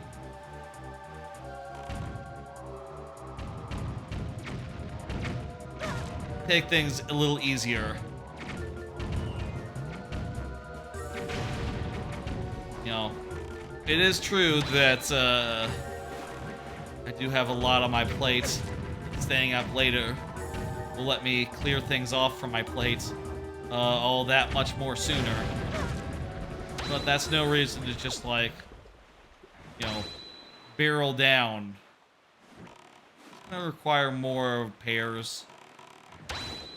Jeez, how much of this shit is pair related? No, this isn't pairs. This is hook shots. Hook shot from here.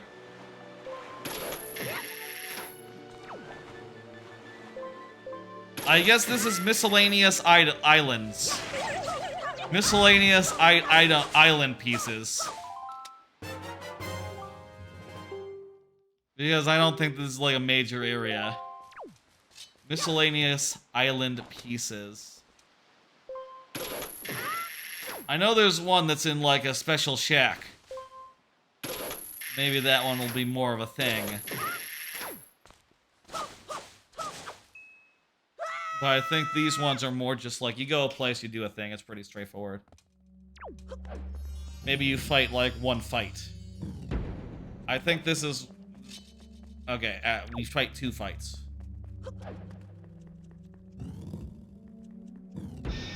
I would still classify this under miscellaneous. Not quite as extensive as the previous one of these. The previous, like, enemy gauntlets, you know.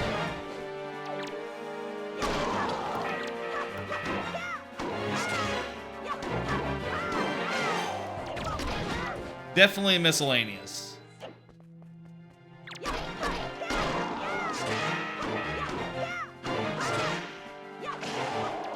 I don't even think this area has, like, a name. Oh, wait, well. Overlook Island. Overlook Island Gauntlet, maybe. Or some variation thereon. I will say it's good to get bombs, considering I did just blow most of them, like, on that, boat battle, which was pointless. Wasn't needed. Oh, there's doors on, all sides here. Overlook battles, then. Call this Overlook battles if we want to, like, break it out. We don't need to break out every single...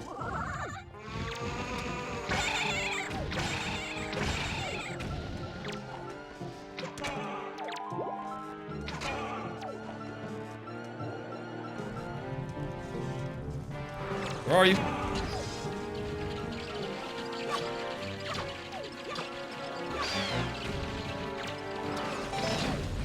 God damn it, auto target. God damn it, auto target. Sometimes I feel like it's not targeting the ones I'm actually looking at. Or like the closest one to me or something. And that's just not what I'm looking for.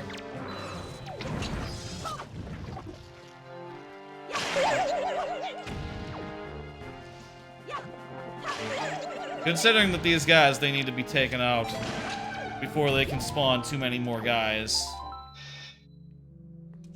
I will say this is good for us insofar as we need more money. And we need to get more money to use for translating them their maps. But I don't know. Whatever. 2. Okay, here's the third one. This is gonna be a bunch of little guys in jars.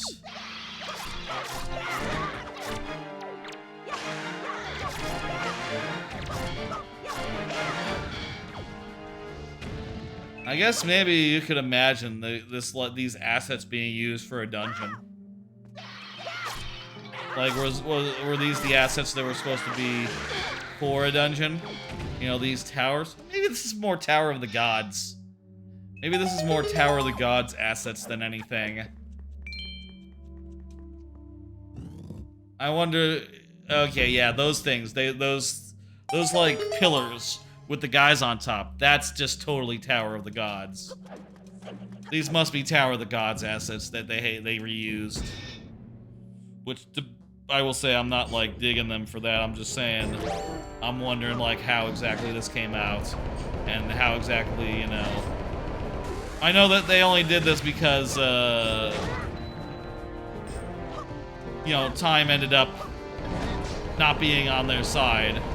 So they had to make some decisions. They had to cut some dungeons and, you know, ended up this being the replacement.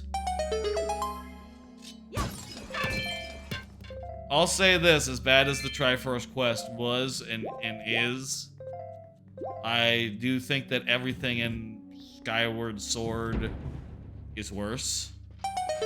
Like, Skyward Sword has, like, a Triforce quest between every dungeon, basically. That's the way its pacing works. In addition to, like, a much longer Triforce quest before the final dungeon, which, kinda sucks.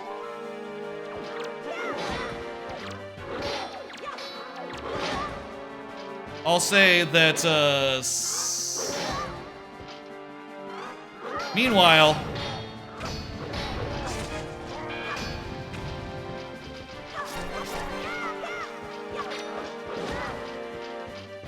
Meanwhile, Twilight Princess has probably about the same amount of bloat as this game does. It just puts it all in a single block, into like, not a single block, but into multiple blocks throughout the game. A little smarter in how it rolls out its bullshit grind. It's like filler content, you know? Which, you know, is a way to go about it. I'd rather just a game have no filler that you have to engage with. I think that would be better. What?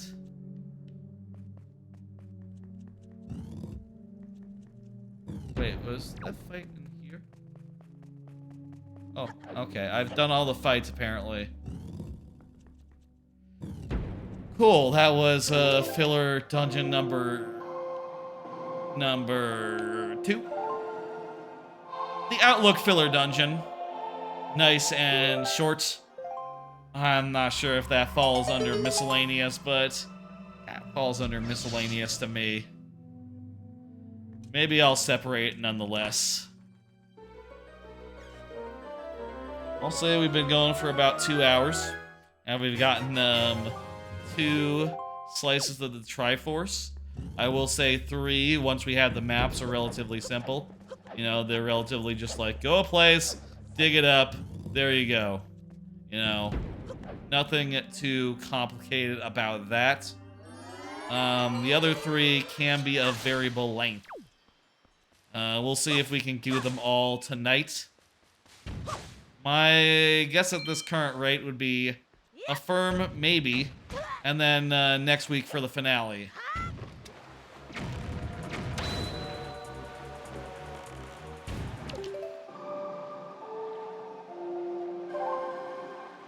Anyway, back to Miscellaneous. Right now, we're gonna go after, shit. Should we go after the ghost map next? You know what? Not ghost map next. We'll save that for, like, right before. Right before we go to, we'll save that for, like, right before we go and do the 3 that are just, like, in the water. Basically, the ones that we had to decode the maps for. Because, you know, finding that chart will be like a whole thing. Okay. There's a Triforce shard up tile and to the left, which is, let me see, do I have that mapped? I do not, so I'm going to get out some bait. And also, hey, I'm out of the red bait, so that'll be fun. Card. Another card. Follow up on Am I Actually the Strongest?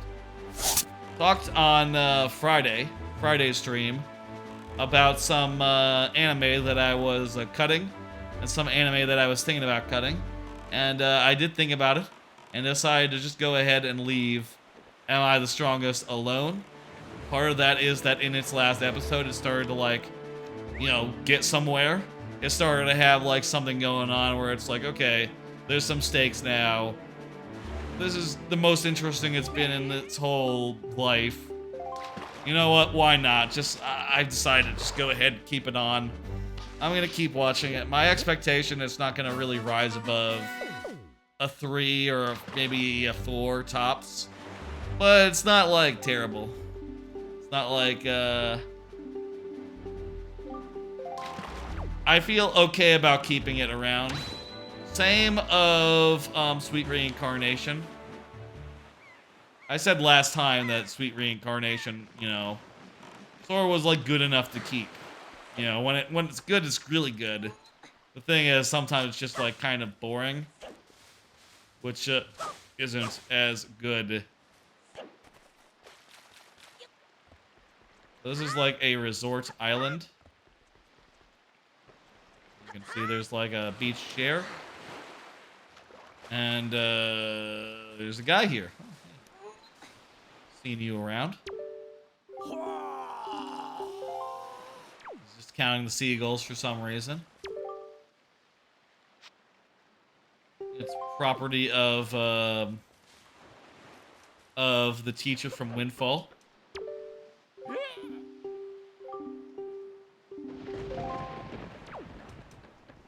We need to go talk to her to get the deed, I think, is how this works. That's gonna be the next segment. You know what, I guess that Overlook filler dungeon will have its own section, and this will be a new section right here, where we, go trade for the Cabana, I think. If we don't, I think we need, like, a certain amount of the little joy pendants. And if we don't have enough of those, I guess we look up where to grind them, and then we go do that. Which, hey, that wouldn't be that. I don't like that. This game has some unfortunate. This part, you know, I'll make no bones about it. I love Wind Waker. It's absolutely top 5 of all 3D Zeldas to me. But that's kind of an easy thing to say because, like, okay, Ocarina, Wind Waker, they're both in top 5. Breath of the Wild, Tears of the Kingdom, they're also in top 5.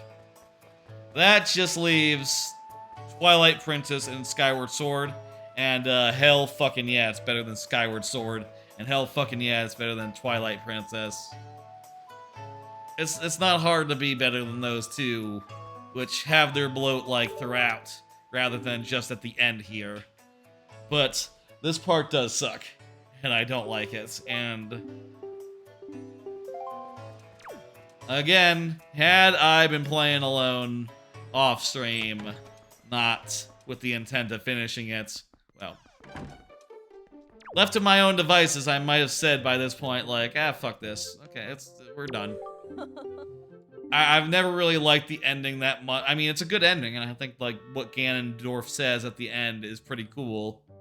But it's kind of just a boss rush, and that, to me, is boring as far as the dungeon goes. You know, it's not really a dungeon, it's just a bunch of bosses. What is that? No puzzles, no boss in that room, boss in that room, boss in that room. Go through a maze with Phantom Ganon. There you go. I need your island. We need to talk.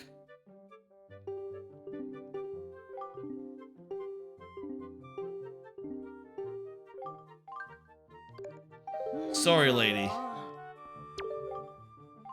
We need to talk.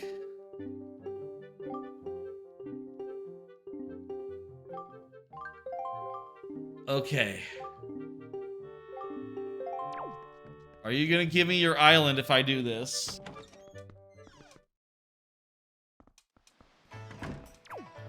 Maybe I should look it up, but instead how about I talk to this guy?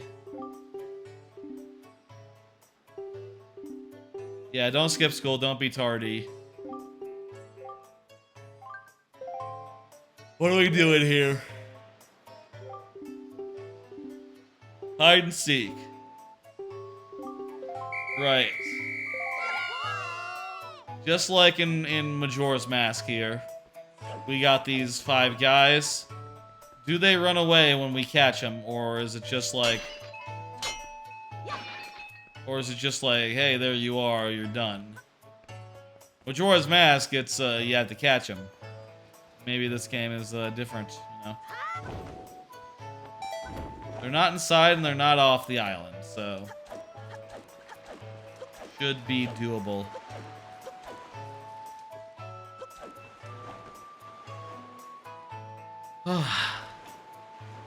Could be cooler in this apartment right now. Goddamn AC.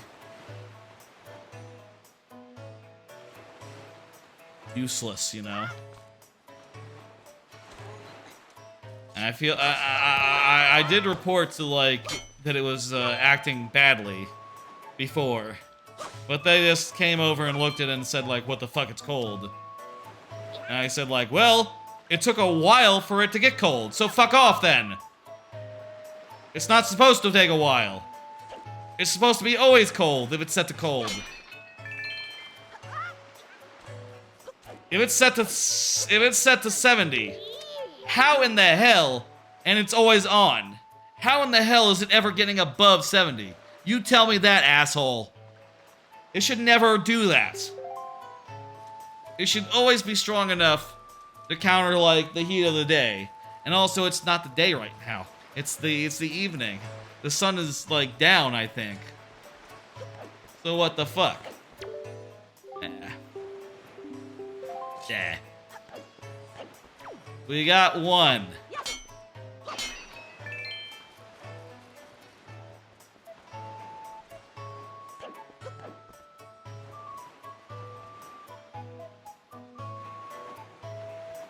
They can't be hiding in, like, pots, can they?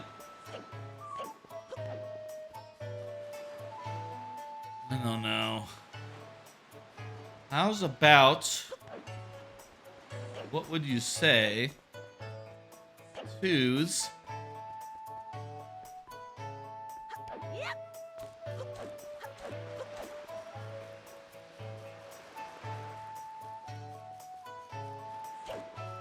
Another card. As I wander around this island.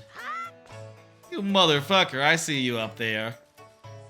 Get down from here this fucking instant, dude. Hang on, let me get this guy down and then we'll do a card.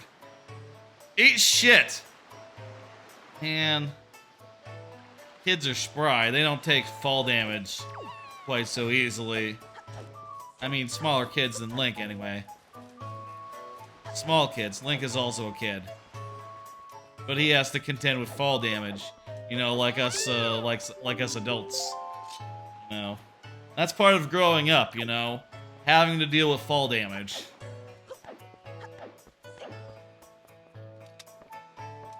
There comes a time in everyone's life where they jump off a thing and, you know, they're expecting not to take any damage, and they find out, like, oh no, a fall damage has been implemented. You can no longer jump from an unlimited height. Practically unlimited height. Not anymore.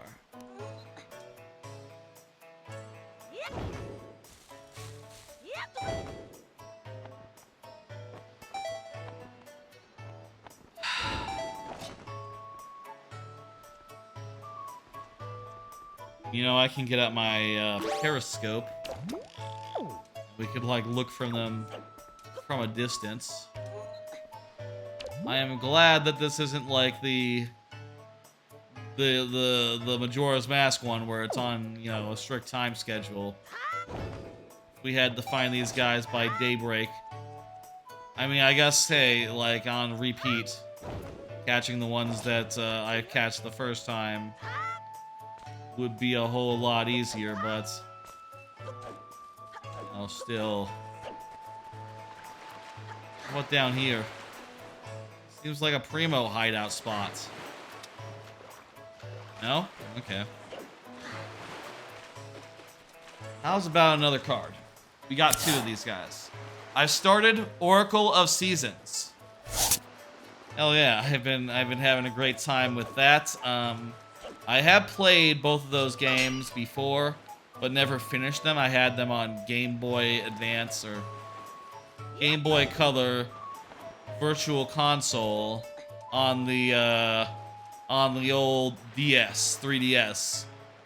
And, you know, I enjoyed them, but never got all that far, honestly. Never spent the time to get particularly deep into those games.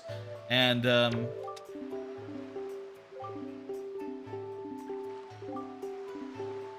yeah. Shut up. And I'll say, like, I've been having a great time with Seasons. I think it's wonderful. I'll say I've always been partial to the Seasons, like, concept. You know, switching between the 4 seasons seems a lot neater than just going from the past to the future and that's it. You know, only 2 time eras. Maybe it'd be different if there was, like, 4 time eras. It was like, oh, you know, the past, the future, where it's all cybernetic and shit. And the I don't know, some other time period. Ice Age or something. that's maybe a little cheap, you know, a little bit. It's like a cheap knockoff of Winter if they just do Ice Age, I guess. There you are, motherfucker. But, been enjoying it. The season stuff occasionally comes into play. I think it's interesting. There's like 4 different palettes and versions of each area. It all looks fantastic. I love the way that each of the 4 seasons look, and they're like distinct from each other. They only each have like a few gameplay differentiations, like very, very few. But those differences are like relevant enough that I think it's interesting. And I've gotten 3 of them so far, 3 seasons. I've done. I forget if it's 4 or 5 dungeons. I did the one where you get the slingshot. Again, I'm talking about seasons. I did the one where you got the slingshot, which I thought was a really neat twist on what a previous item that you got in that game. And I'll say, like, the whole Siege Satchel idea is really neat. I think the whole, like, way that there's, like, rideable partners is really neat. I'm looking forward to checking out the second one. You know, or not really the second one, but I'm looking forward to checking out Oracle of Ages. That one should be good.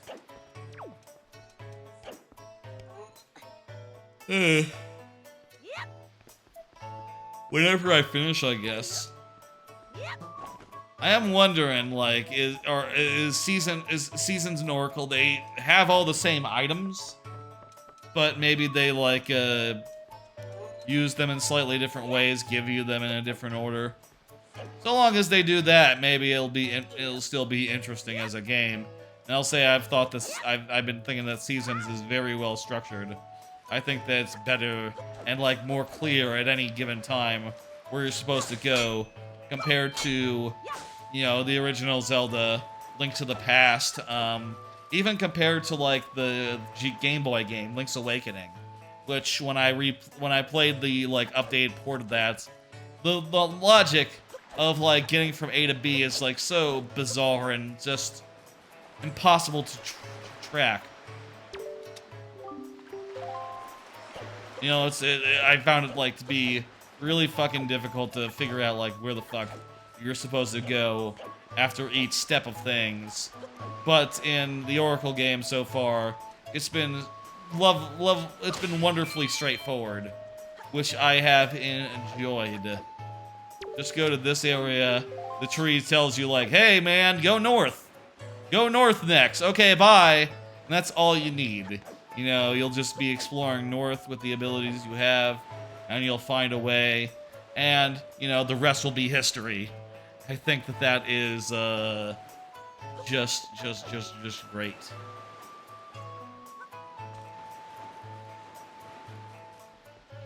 Feels really good, too.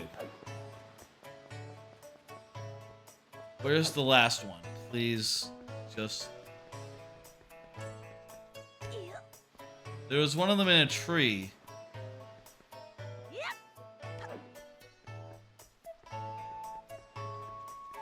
Could they be in more nefarious locations? I wonder.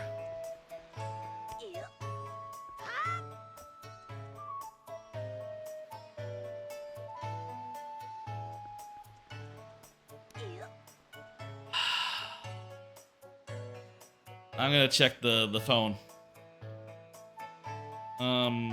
Wind Waker, hide, and see.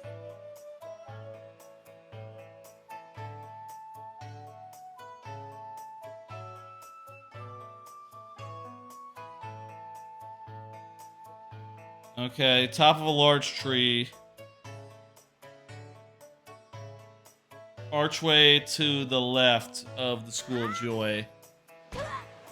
I'm not sure which ones I have on this list, other than the one in the tree. I know I got that one. So let's just go through them real fast. We've done enough looking.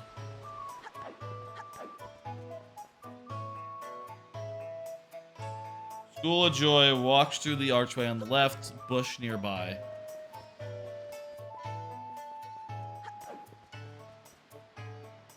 Ah, there you are, motherfucker. Got some good hiding spaces. Hiding places. Hiding spaces, that's not a thing.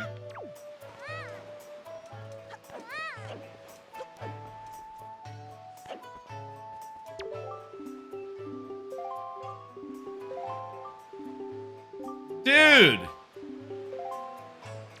Well, actually, they're telling me something that I could actually use.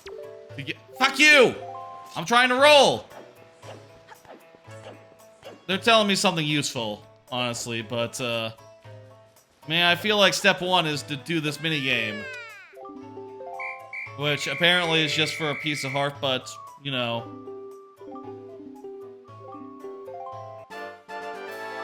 Now, can we talk to the teacher?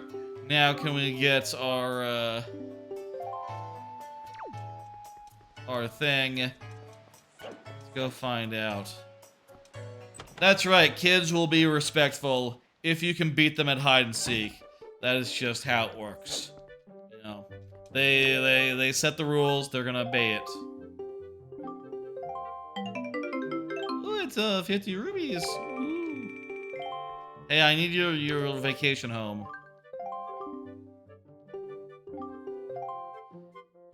I need your vacation home. Vacation home. Wind Waker. Private Oasis. Okay.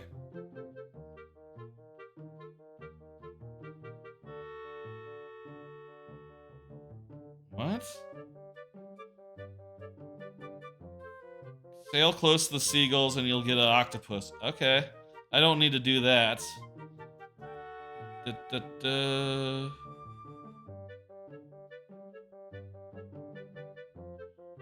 Cabana deed from the school teacher. Refer to the windfall section. Fuck you.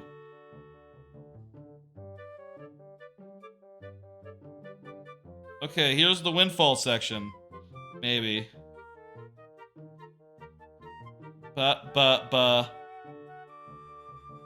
Okay. I'm scrolling down. Battle Squid, yeah. Heart piece / Cabana deed.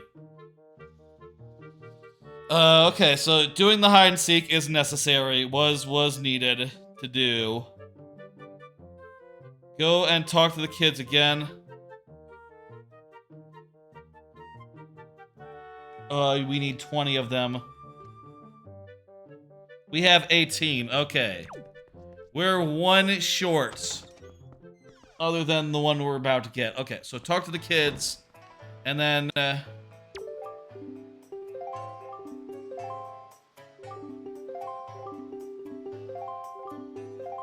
Joy pendants on top of a tree. I think mostly you kill enemies for them. So where do we find another joy pendant? We just need one. I couldn't care less. You're just talking to me as I'm just trying to roll, man. I'm just trying to literally roll. Is this the tree?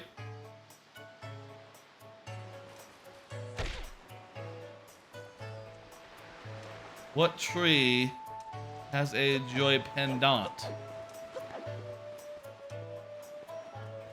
Maybe it's this tree. Maybe it's this tree. It's not this tree. Maybe it's this tree. Dude! I couldn't care less. I told you that already. I just wanted to bonk a tree.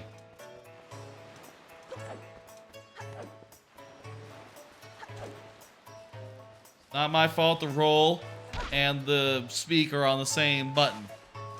It's not on me. This tree? Which fucking tree? Do you think we just bonk into it?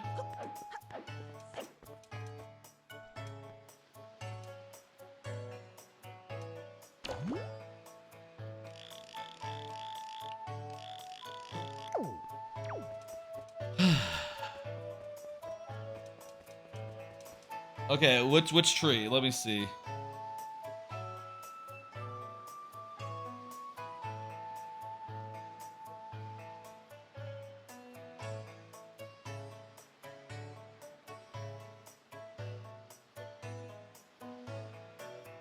If you have been playing for a while, you should have more than enough.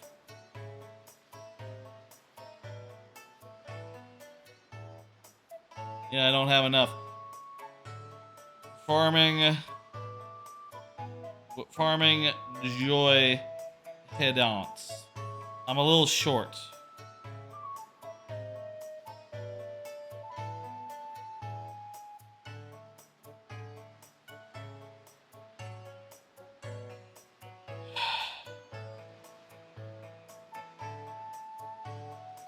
Okay. Fight the Bobikins. And do the grappling hook thing to them.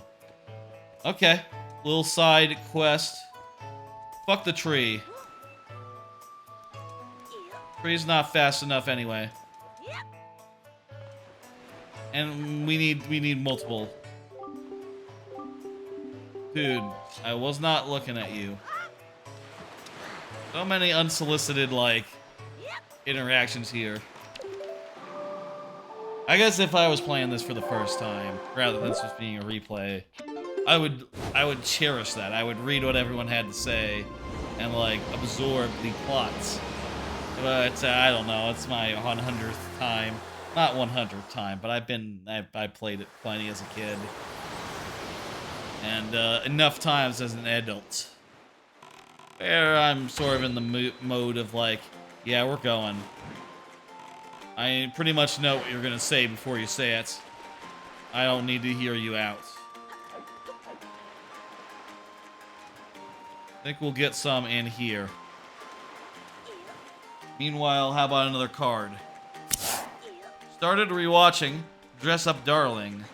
Speaking of adding more shows, rather than finishing off the ones that I have, I started rewatching Dress Up Darling, an additional show, one from a couple years ago, maybe like 1.5 maybe. 2 years to 1.5, I would say. Maybe more like, was it last January? Maybe like 1.5 years. Anyway, going through that, the basic, if you don't know, Dress Up Darling. Great, can't get out here. The basic premise is that this boy, he is a soft, sweet boy, but he's not very social. All he wants to do is make Hina dolls, which is like a very fancy guy like type of doll in Japan, where, you know, basically a master artisan handcrafts and paints a very exquisite, like handmade traditional doll, and he just wants to make those for a living, and that's all he really cares about, honing his craft and all. And he meets a girl who is like sort of his opposite. Oh hey, the lava dried here. Okay, mud. He meets a girl who's sort of his opposite. You know, she's outwardly friendly, very, very like expressionate, you know, and popular and friendly, you know, and by happenstance, he ends up like using the going to the school to use the sewing machine, because for the Hina dolls, the one thing he can do himself right now at his point of development, as far as like, you know, his Hina doll skills goes, he can make the outfits. And she runs into him and realizes like, wait, you can use the sewing machine? And then she reveals like, oh hey, I'm really into cosplay. I want to do some cosplay. Can you make me an outfit? And from there, it's just very good. A lot of good things happen as far as like these two getting together, make she just like the biggest nerd, biggest like you know, otaku type, you know.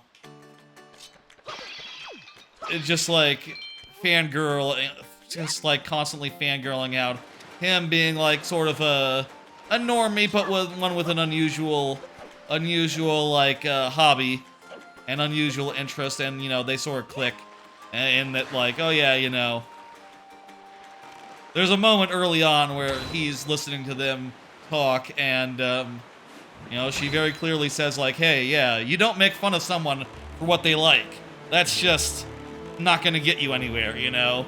That's just a bad way to make a first impression. And rude as hell.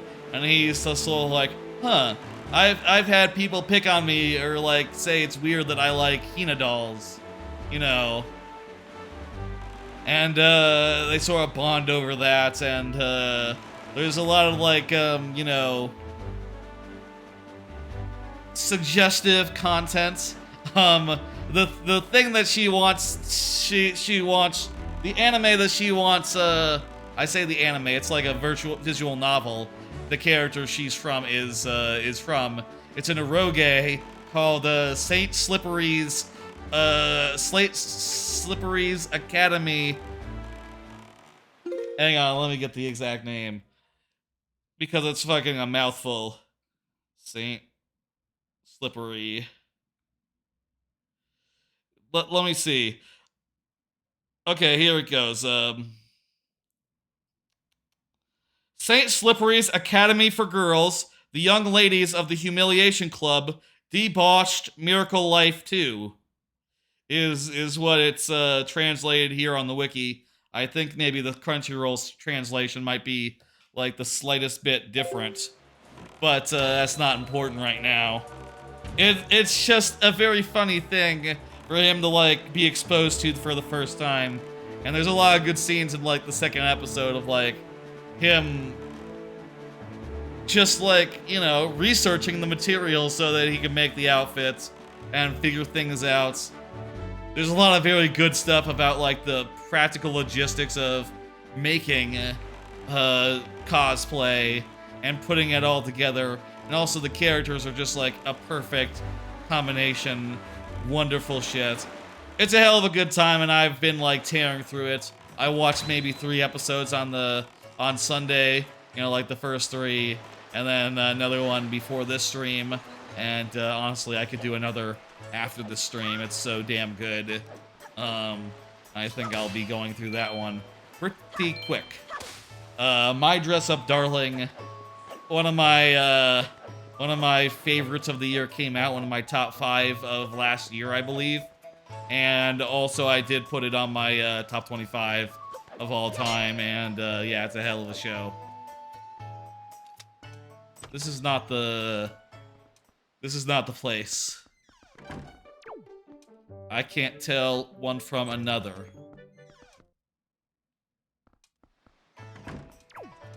Okay, here's the place. Has the right sign and all.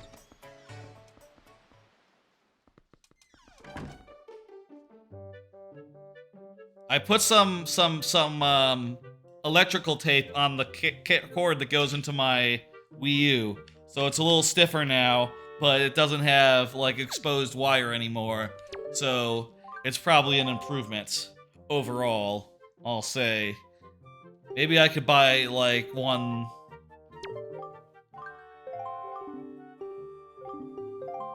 I have a gift for you. What the hell? How do I give a gift?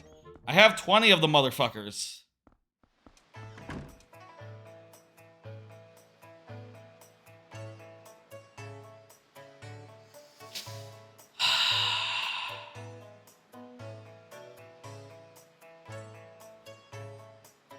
Okay. Go back in the school and show the teacher a joy pendant. Oh! I need to show the teacher a joy pendant. Well, shit. Need to take it out of my pack. I assume she's not gonna take it. She's just gonna... You know, it's 20 that we need, not 21. I'm just gonna show her this, and I'm gonna give her 20. Alright. Joy Pennant. Yes.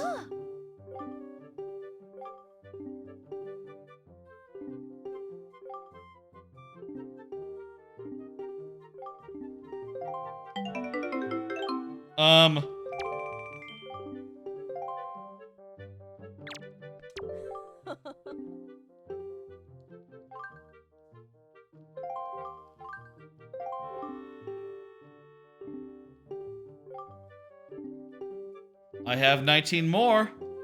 Is that enough?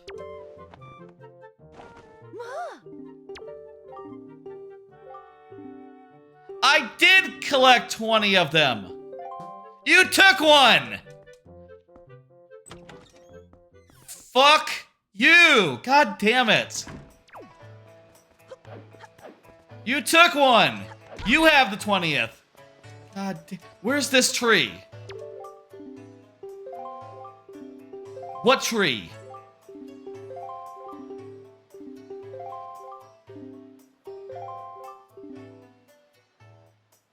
Sparkly light on top of a tree in town. Okay.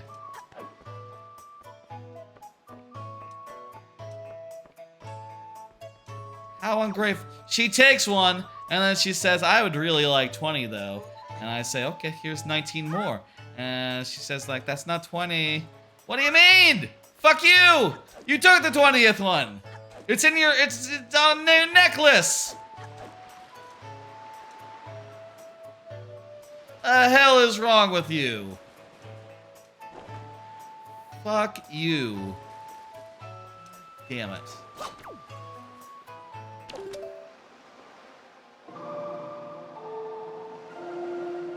What's the song? Oh wait, it's on my touchscreen. Sparkly light at a tree on at night. We can do this. I'll just have to look at night then.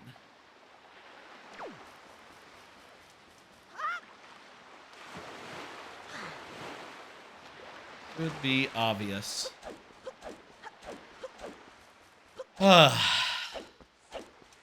How's about another card?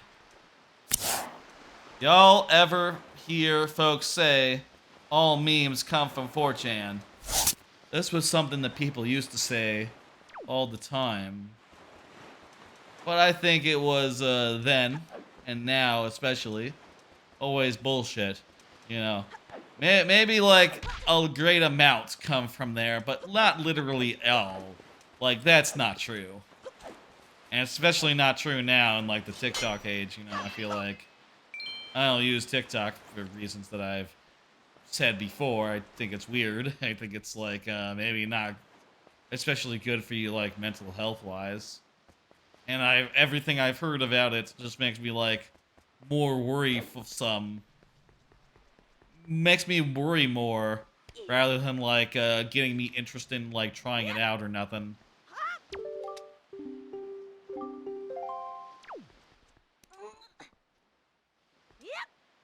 I don't see no light, no tree.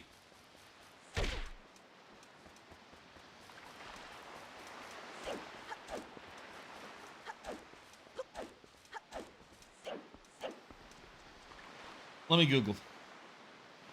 But I think I always thought like, well, obviously some things just come from Twitter, some things from Tumblr, some things from like YouTube or other sources, and other things just come from, you know, the ether. You know, 4chan probably contributes a lot, but not as much as just everywhere else combined, you know, and certainly not everything. Windfall, Joy Pendant, Free. Near the bomb shop. Near the bomb shop. Thank you. People. I don't see no sparkly light, but I believe it.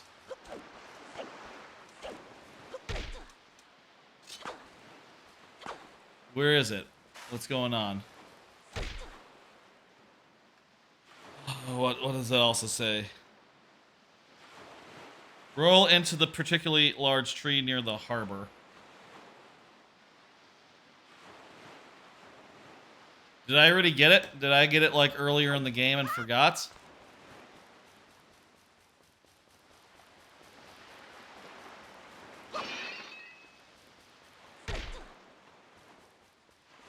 Maybe I got it like really early in the game and then forgot because that's doing jack all. We're going back to Dragon Roost. Real fact, pick up one more joy pendant. Fuck off.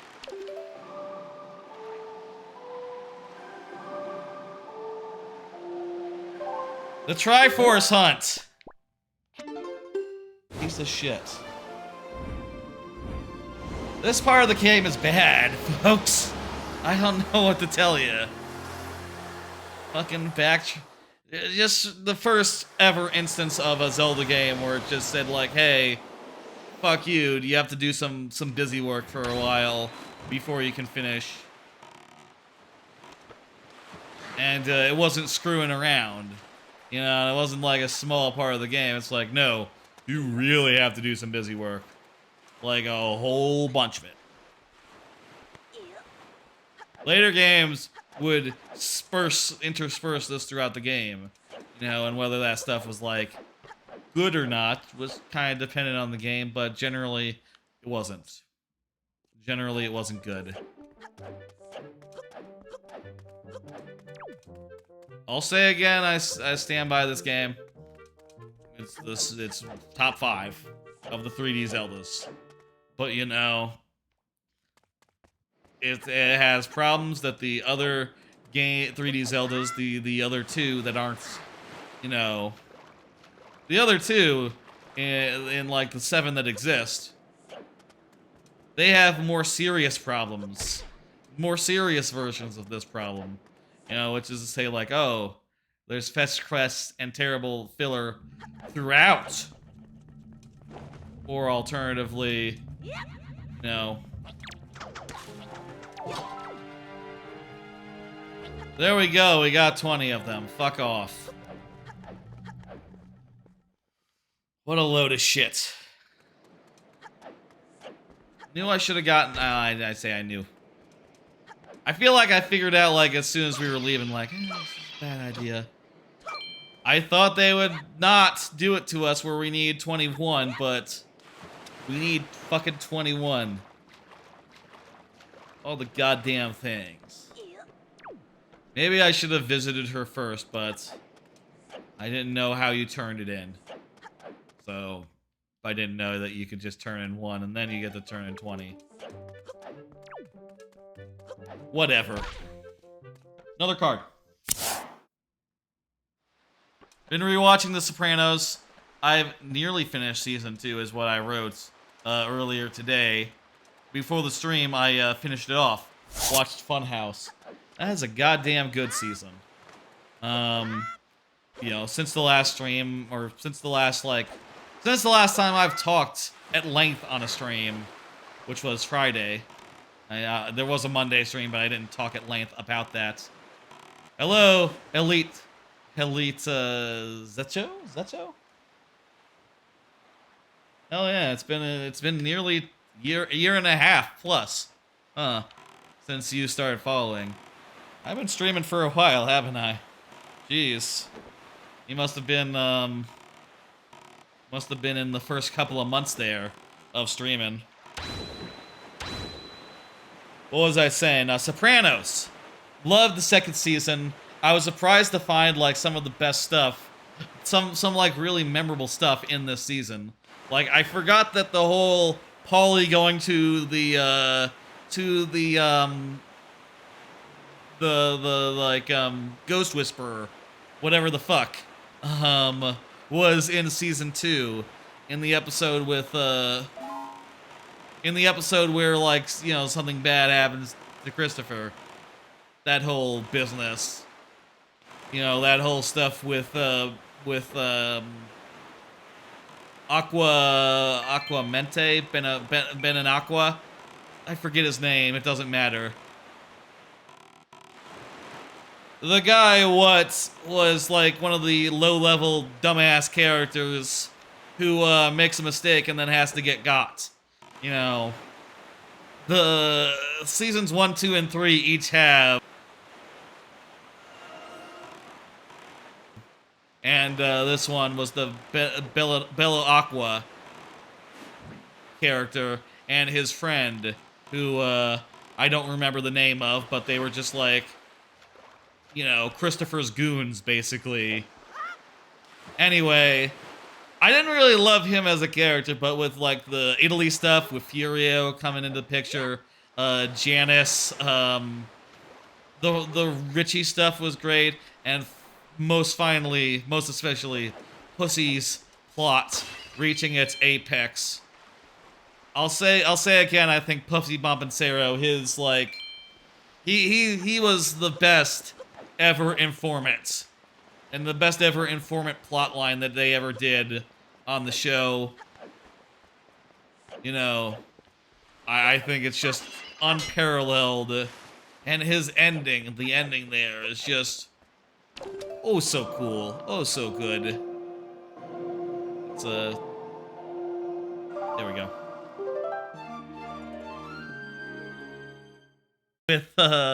With Pussy, with Ralphie, no, Richie, with Rich, and all those stuff. Bobby Baclieri also making his first appearance that season. Lovely. Some amazing stuff, and I do think that Funhouse is by far the best dream sequence episode there ever has been. And I guess part of that is the thing I sort of forgot since the last time I watched the show, which is that, yeah, Funhouse is only about like that whole plot for like the first 25-30 minutes or so. There's another like half of that episode that's like not about that, but it's about other things that's, you know, equally good stuff going on with Tony and Indictment or whatever the fuck. Sopranos, it's damn good. I think there's a good argument to be made for season 2 as the best season.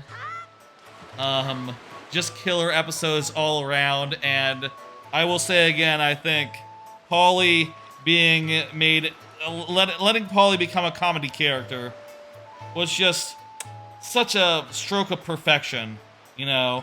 He's not just a tough guy anymore, but just like, occasionally, he's kind of a ding-dong. Occasionally, he's kind of a ding-dong. And that's beautiful, you know? Occasionally, he doesn't know what the fuck he's talking about. Let's go to Southern Fairy Island this time. We'll go east to the island. Let me see. Let me pull up season 2 episodes that stand out. The whole stuff with DNRs was good. Commendatory, that's like a classic. The Happy Wanderer, that whole stuff with like Tony's friend, you know, the guy who has the big box office store is fantastic. The bit with the full leather jacket, D-Girl's a great episode. I love that whole bit with Christopher and like his like cousin's fiance. That's a good bit. Bust Out is great. From Where to Eternity.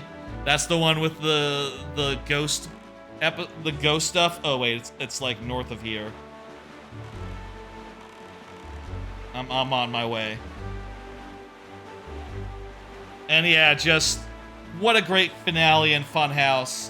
And I really love how they got Richie. They sort of dealt with Richie. You know, the Richie stuff got resolved like in the episode, the penultimate episode, which feels really good and makes it a little less predictable. You know, maybe you think that like, oh, this is the main plot of the season, the stuff with Richie. So you think like, oh, it's gonna be resolved in the last episode, but no, they get rid of it. They take care of it ahead of time, and then focus on the Pussy stuff for the actual finale, which, you know, makes sense. Pussy is a much more important character than Richie ever was. And I think like it's to the series' credit that they don't just constrain themselves to just, you know, the formula. You know, just to like, okay, at the start of the season we introduce characters, at the end of the season, we dispatch them. You know, some characters survive seasons. Some characters die in the middle of seasons. And some characters are, you know, just carry on and just become part of the stuff. It's less predictable than, say, your Game of Thrones, for comparison. We're like, yeah, if anything is gonna happen, it's gonna happen like in the last episode. Which, of course, you know, the last episode is gonna be big, but stuff can happen in other episodes as well. You know, and Breaking Bad is like that to another level, of course. In Breaking Bad, anything can happen at any fucking time. You know, in fact, everything will happen in every fucking episode. Something's gonna happen that changes the stakes significantly in every episode of Breaking Bad, just about. Which is, you know, fantastic. Why I love... Those are my top 2 favorite shows, I would say. Sopranos and Breaking Bad. Alright, we got past the doorman. And now we have to do a thing. Solve a puzzle. Is it a sliding puzzle where we have limited... What is... Okay, I think I figured it out. It's a sliding puzzle.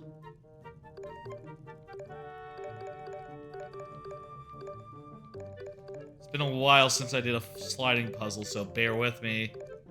Let me, So do you solve this, like, one layer at a time? Maybe. I don't know. Let's try solving it one layer at a time here.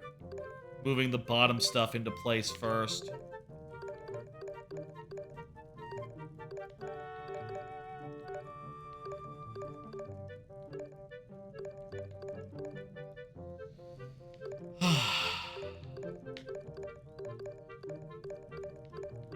Sopranos, phenomenal show. Looking forward to, you know, watching the rest of it, you know, whenever I get the time to. Is that this piece over here? It goes into this slot.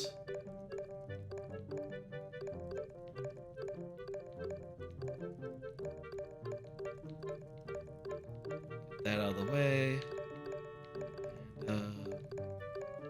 I feel like it's the reverse of what I would expect the controls to be. Okay, first layer done.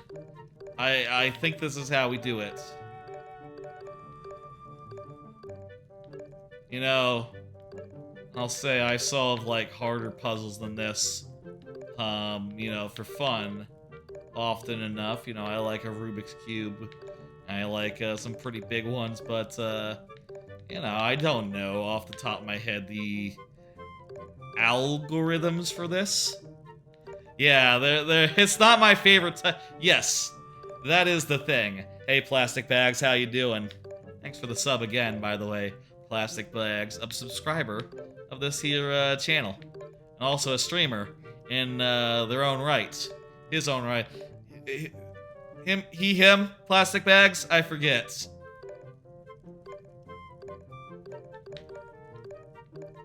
A plastic bag is an, him, okay, good. Yeah.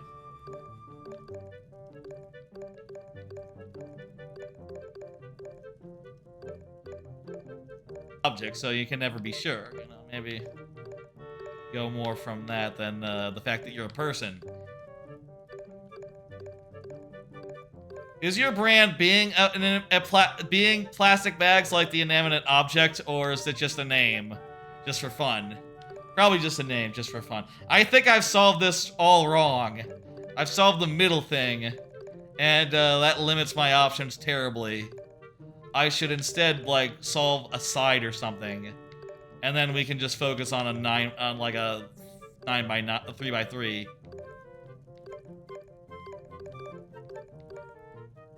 So this one goes here.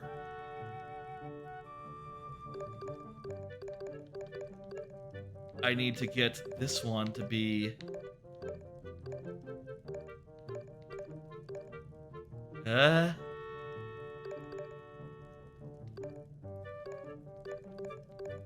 like this, and then like advance this further.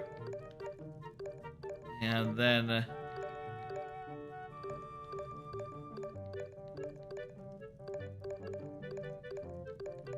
wait, no.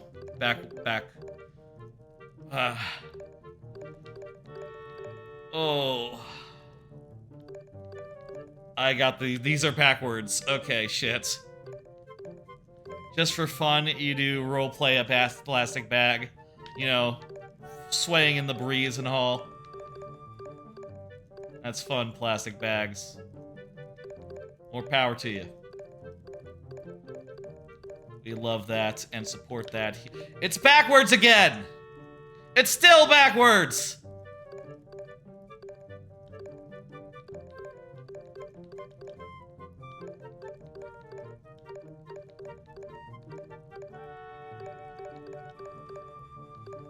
Okay.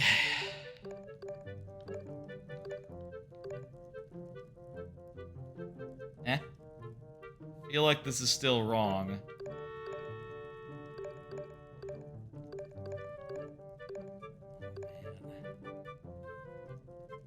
I need this one. I need to pull this one into the loop here. Let's just focus on getting this one all the way to the left.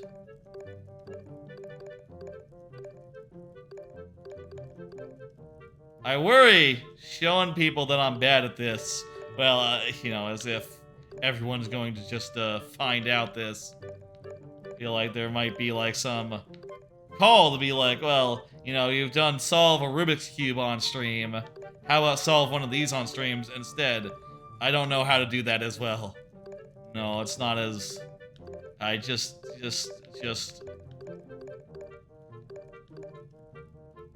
I need to reverse these.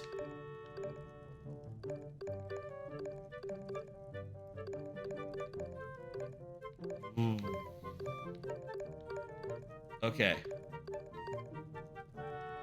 Eh? Oh no, that's not the corner piece at all. That's not the corner piece at all.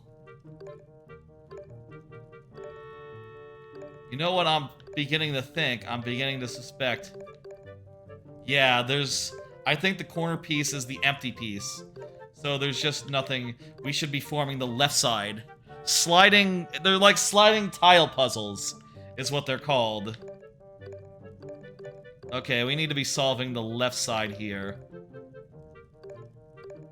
And for this, we just need to get, okay, this is good, actually. We just need to reverse these two. This one and,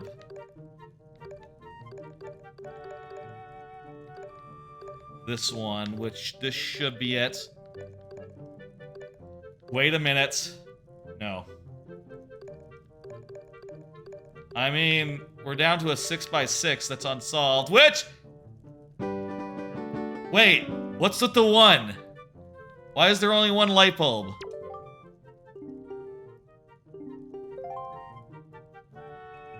Wait!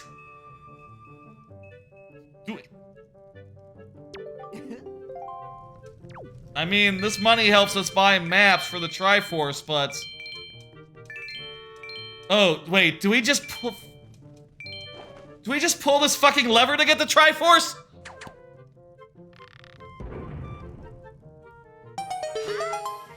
I think we just pull this fucking lever to get the Triforce. God damn it! Ah, this Triforce Hunt stream has been full of diversions. Man, oh man. Okay, whatever. Money. So that's fine. We'll probably get... We still don't have enough, for what it's worth. But we will get there. Also, this is some sort of maze.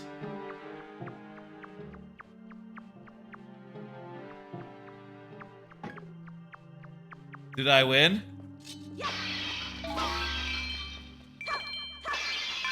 And here's, like, more money than what we got in the thing. For, like, you know, fucking... than we got for the puzzle. Great. Fucking great.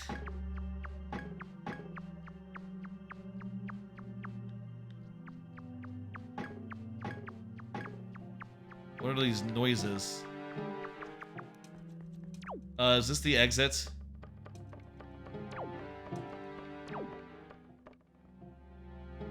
No, this is perfect. This is where we were going. I think.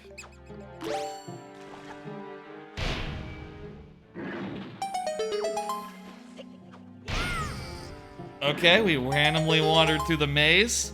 That's just great. Oh boy, there's more maze. With 2 entrances. Let's go with the left one. Boy howdy, I would love it if they replaced, like, all of this with just, like, another dungeon. And, like, Wind Waker DX, make it happen. Wind Waker Deluxe on Switch. This time we added, like, a new dungeon. For real this time. We're sorry about the Triforce stuff. And, we won't do it again.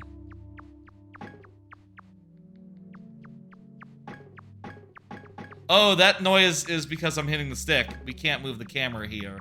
Of course, it's not allowed.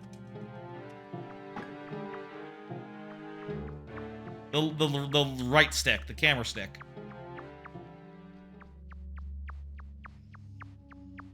Triforce, let's go.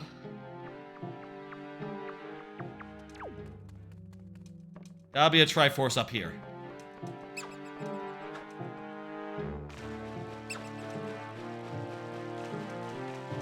More things to hit and more... Just opening up shortcuts here. We're just opening up shortcuts here.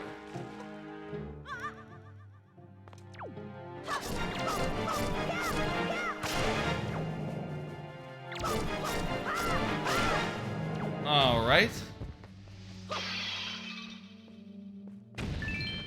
Money and magic, I'll take that. Well, I'm gonna crawl through this pipe. Let me do a card. It's been a bit since I did a card.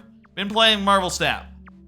Sort of an evergreen card. I'm always playing Marvel Snap. Always doing my dailies, which are in Marvel Snap literally daily. I kind of miss the days where, like, you know, daily quests, like, stockpiled over multiple days, and you could just do them, like, once every 3 days. I guess I didn't know how lucky I had it in, for, like, Heroes of the Storm back in the day. Anyway, still playing that. Mostly just, playing... I'll show the deck, or not that... Where is it? Oh! It's out of order, my cards, my extra images are. Here's the deck I've been playing. I've been playing this Legion deck, which is not a very good Legion deck.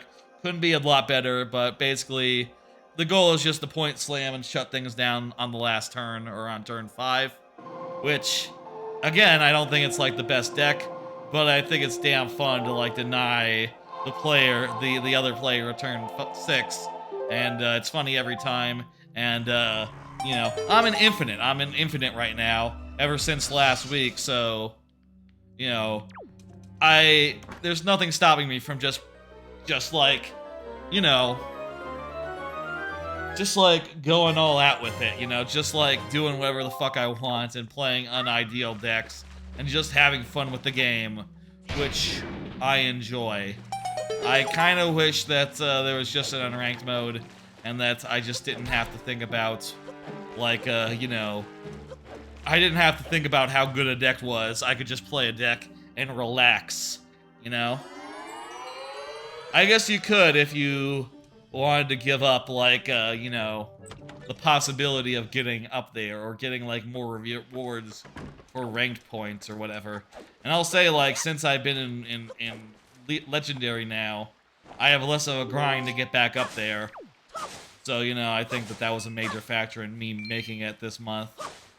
It was only 3 months ago that I was, like, on the bottom rank after a reset. Reset to rank 10, as low as you can go.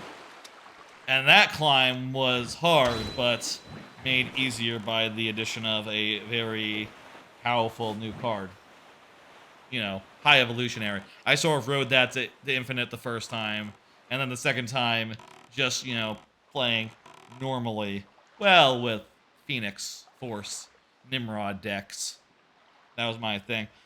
All right, that was that whole last hour or two or whatever the fuck was the was the paradise, the private island portion of the stream. God, that was a long Triforce piece. We're like 3 hours in. This is as long as one of these Wind Waker streams has gone.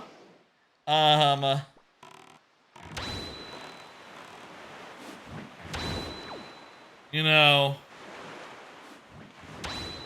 could be worth considering, like, shutting it down now, right? And, like, next week, coming back to finish the Triforce Hunt, and then finish the game from there, because, you know, there's not that many left. But I think we can do the rest of the Triforce Hunt soonish. I'm looking at the map, and 2 Triforce pieces are, like, in the vicinity, on, like, islands over here. Want to know what that is? We also need to get we need to do the ghost ship. Here's the things we need to do. Whatever these 2 Triforce things are, which I don't know yet.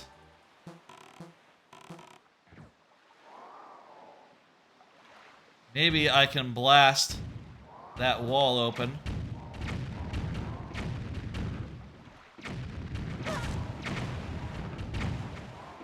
Or not. Let's go up on this island. I think this island has one of the Triforce pieces. Let's see now. Okay, so there's a great head. There's probably a cave in there. And there's probably, like, a couple of enemies fights. Okay. This is, what's this island called? This is Stonewatcher Island. Stonewatcher Island Hole is the next thing we're doing. Oh, great. It's another hole where you go in and, oh, here's four miscellaneous, the boss, enemy, gauntlet rooms. Oh. They should have cut more. They should have cut more in this. Look, the pits is one thing. I like the pit. That's kind of... there's only one of those, and it's pretty cool. This, again? Like, I just did this. 2 hours ago, I did this exact same thing for another one of the Triforce pieces, and you're doing it again? Okay. Exact same thing. Why? I get it. They ran out of time. That's why. But, like... Man... I can see why every time I got to this point in the game, I stopped playing in the original. And it wasn't just because of, like, how expensive it was to like, get your maps translated and deciphered. It was also that, you know, all these maps were, like, all these holes. Just repetitive. No? I don't know.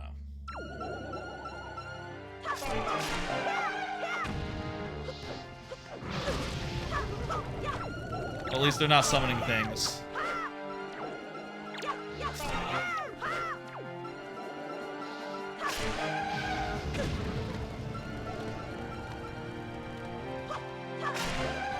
How's about another card? Did you hear about direct filing of taxes coming 2024? Maybe, I don't know. I heard that apparently they passed some legislation to make it so that you can just directly file your taxes with the government, and they're gonna make it, like, relatively intuitive, you know, not requiring, like, a you know, tax. What's that program called that lobbies the government to make complicated? What's that program that I always use for taxes that I hate and I want to go out of business so bad? And I would not recommend to another human soul. Oh, TurboTax, of course. I hate that they make taxing so complicated because they've lobbied the government to make it horrible. Anyway, apparently what I've heard is that they're looking to make it so that taxing is, like, automatic and you can just, like, go to a website or something. Now, I'm not sure if that'll have, like, you know, all the features and account for every little case that could occur with taxes. I know that, like, you know, I do have somewhat of a rare case, perhaps, of, you know, I got a little bit of income from, like, Twitch, you know, like, I mean, not that much, you know, just, like, a couple of payouts a year, which, you know, translates to, like, $50, $100, $200, somewhere in that ballpark, and also a fucking salary, so I have to fill out, like, multiple forms. I think I might also need to fill out a form that's, like, you know, my company gives me some stock or whatever that I don't fucking understand what's going on with that, but I think I was told at some point I need to fill out a form for that, but I don't know. Anyway, hopefully that it's all very just, you put in the numbers and it just figures it out in the future. You know, they should know what I need to pay and they should just tell me what I need to pay. And that should be that. You know, I hope it's as simple as that in the future. There's another one of them holes. The second of these copy and paste holes. Maybe we'll just call this copy paste hole 1, copy paste hole 2. I wonder if there's a copy paste hole 3. I wouldn't put it past them. At least that was quick. At least that was quick, I'll say that. Where's my ride?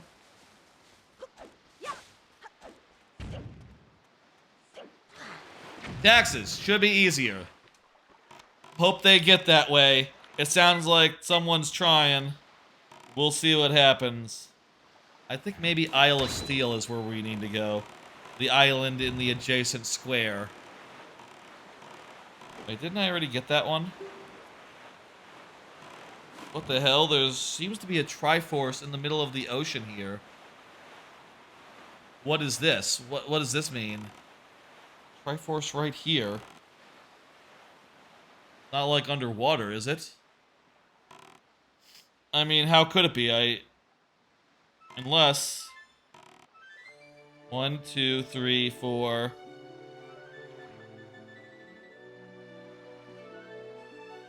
5... 6, 7... Oh! These ones must be the buried ones, the underwater ones. They're just marked on the map since I decoded them. Okay. They're actually pretty close together. Let's decode the last map, and then we'll go on a ghost ship adventure. I went to Windfall. That's the wrong place. It's close enough. I have cards. I have more cards. I'm calling it. My red mouse is dead. I'm gonna need a new mouse. I have a very peculiar mouse setup, and I have for years. Let me show you. And previously I had 2 identical mouse. Now I'm down to just 1. So I'm gonna have to, like, for now, take it from the couch to the TV to the computer and back and forth. And previously I had the problem of, like, taking one mouse from back and forth, like, accidentally, and having 2 of them in one place, you know, which is not where I want them. I want them to be 1 for each area. But now I'm gonna have to move these back and forth. It's particularly this mouse, which is a Logitech TouchZone mouse. Was put out like 10 years ago, and I really enjoyed how I really enjoyed its big touch button. The fact that it had a big touch-sensitive button that you could scroll up and scroll down with, and also it's just like a big button that you could push. Now, I will say the default options on this were terrible. You know, basically its default options had it so that...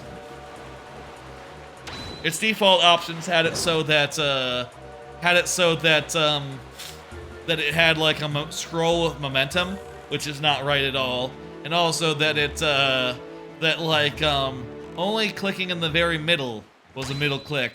And like clicking at the top or the bottom, constitutes like a, show the desktop or like, pull up the home, you know, do a Windows button, which are never things I want to do, you know. And sometimes the software, like gets confused and just, you know, resets the default settings, and it sucks. But you know, so long as it works, it has been just the most lovely mouse in the world. And fact is, they haven't made them. They don't make them. They haven't made them in like years, and there's been no supply of them anymore. Can't get any more. All that exists now are used ones, which, I'll tell you, these things, you go through them. You know, they stop when you click on, they stop like dropping inputs and stop working when you're trying to click with it. And you just have to get a new one, and well, there are no new ones now, which is sad to me. Again, I'm talking about this mouse, the Logitech Touchstone mouse. I have been a user of these for 10 years, and now I'm only down to one of them that exists. They don't make any more of them. The only ones you can get are used, and as these things get used, they break. So I'm not paying hundreds of dollars for a used one. No, that's ridiculous. Even if there's a diminishing supply, it's time just to bite the bullet and get a new mouse. I just need to figure out like what the fuck is a good mouse these days, you know? And can I find any that it's like easy on my middle finger when I'm clicking it? I always found that to be the case with like other mice that I used before this, with an actual honest to god scroll wheel. I always found it to be like hard on my middle finger to like push it down and apply pressure to the wheel, you know? Felt like the wheel is like pushing back up at me or something.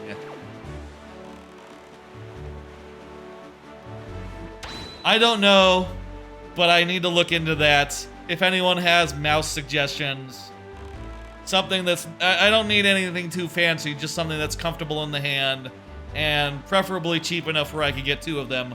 One for the couch area and one for the computer area. And also, if they come in like multiple colors, so they could be different colors, that would also be good. Need to figure that out in the coming days, I guess. In the coming weeks. I don't know. It feels like it's been hard to find time to like think about things and think about things I need to do in between like planning streams and putting all this shit together. But I bet I'll figure it out eventually. I don't have any seed to map this next island that we're going to, but I have it on good authority that the map is here on Diamond Step Island. And by the way, this is what we're doing next. We're doing the ghost ship quest. We're going for we're looking for the map here to find the ghost ship. And then when it's nighttime, we're gonna go board the ghost ship and do a thing. And I think that will only leave the 3 ones that are buried at sea, you know, they're the ones you have to like fish up. And then we'll take care of that. And honestly, I could go late. But I feel like getting the Triforce would be a good end to the stream, and then next time we'll come back and we'll finish it next Monday. And I'll say the Monday after next, I have jury duty, so I don't think I'll be doing a stream on August 14th. Oh, usually these are on Mondays. It's Tuesday right now. I guess I could do it on Tuesday, in 2 weeks, the 15th, if I so desired. I'm doing this stream today because reasons. I sort of explained up top, but I turns out I didn't save last time, so I had to replay those dungeons off stream, the last 2 dungeons, which again I will say was perfectly fun. You know, those are good dungeons, and I got to play them and watch Sopranos. You know, 3 good episodes of Sopranos. That's just a good time. This is exactly the same as the other ship cave. Like, literally down to the positioning of all the ships. This area is new, though. It's a maze. Okay.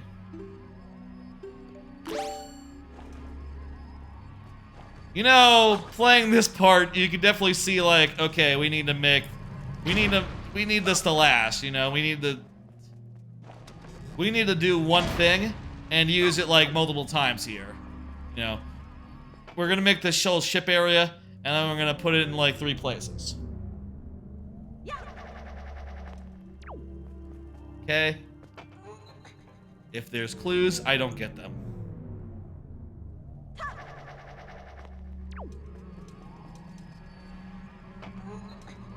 Am I supposed to, like, listen to the noise? Maybe it's the one that's hidden. That would make sense if it's the one that's hidden.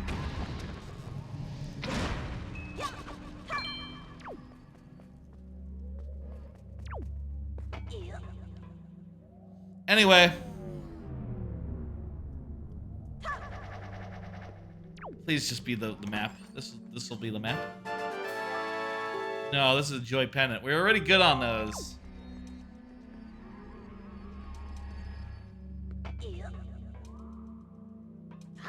Maybe we need to use the hook shot.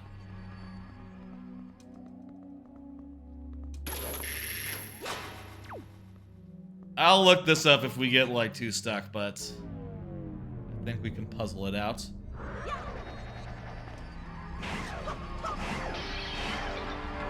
As long as he's not grabbing me, I'm fine with that. It's adding ghosts? Okay, so the one that's, like, pointing towards the thing. So that way it leads back to the entrance. This way, though. New area. Or maybe back to the entrance. Okay, new area, good. We need to keep track of the ones we're trying. I mean, I guess, actually, the easiest way to do this is to just, like, uncork the thing. Is that the deed? Get that fucking out of here. Only uncork these one thing at a time, and then go through. Is that dark purple? Oh, maybe we can also look at the smoke. Maybe the smoke is an indicator. That smoke looks wrong. Yeah, this smoke looks the same as that smoke. Maybe it's not such a clue.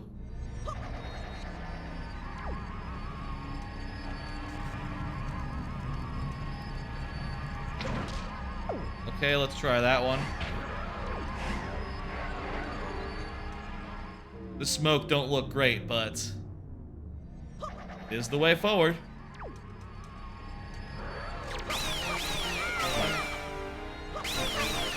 Really shouldn't be bothering with these guys if they're gonna just respawn every time. Seems like a bad idea.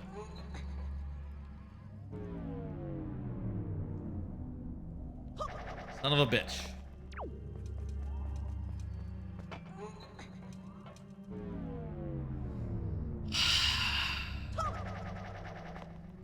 You know, this part is well reviled as the worst part of this game for a reason. I'll say as Skyward Sword gets, and I prefer this vastly to, like, some of the side activities inside and Skyward Sword especially, you know, those also had the added element of like bad motion controls on top of it, right? Like, oh, it's unreliable, it's weird, and also you have to deal with the motion controls being weird. This might be our map. Perfect.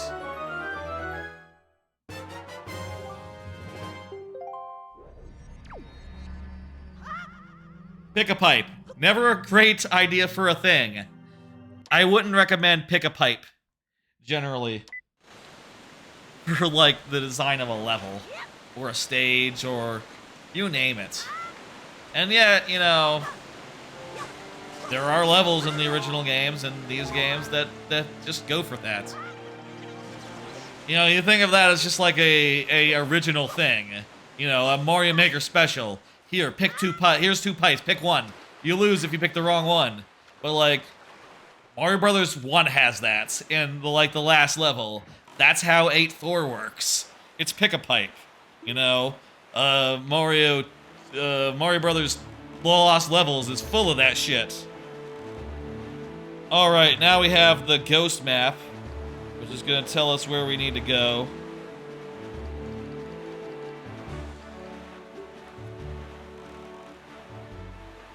It's at okay.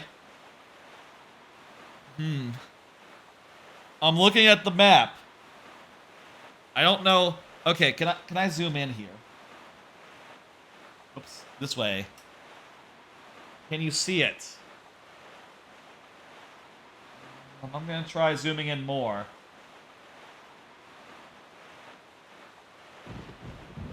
No, this is as zoomed as it gets. Stop tracking me, camera. Alright. Okay.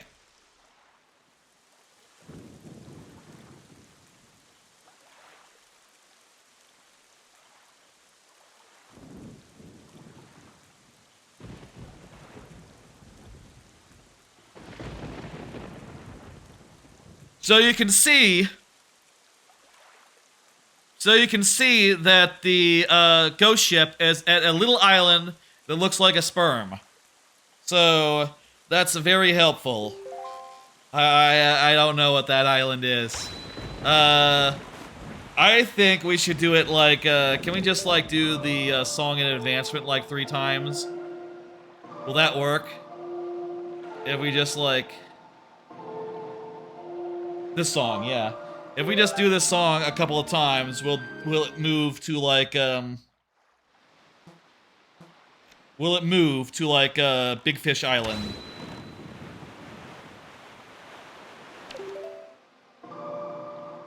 Is it down? No, it's the other way. I keep forgetting. I guess I'm thinking of Ocarina time song.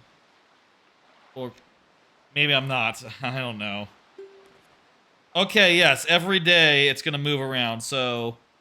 The one of these that I, like, recognize, and I don't want to necessarily just check a map, because that's, you know, where's the fun in that? If we could get it to somewhere we know, let's just do it that way. I know Great Fish Isle. I'm gonna pass time a few more times, and then the ghost ship will appear. And, that'll be that. Hell yeah. We just need to play the song like 1, 2, 3, 4, 5, 6. 6 more times. So I'm gonna do a card and talk about what's on it in the meantime. Are there restaurants you miss? Thinking about this the other day. Particularly because I just heard my sister, she went to she and her husband apparently dropped by the Jersey Shore where my cousins, they do like a yearly thing because a lot of them are New York based. My sister flies for free because my brother-in-law works for an airline, so they just went and went down to New Jersey and did the shore. And also they happened to get there just the right time for there to be an opening, right? and I was kind of jealous because at the shore they have a restaurant, a ice cream.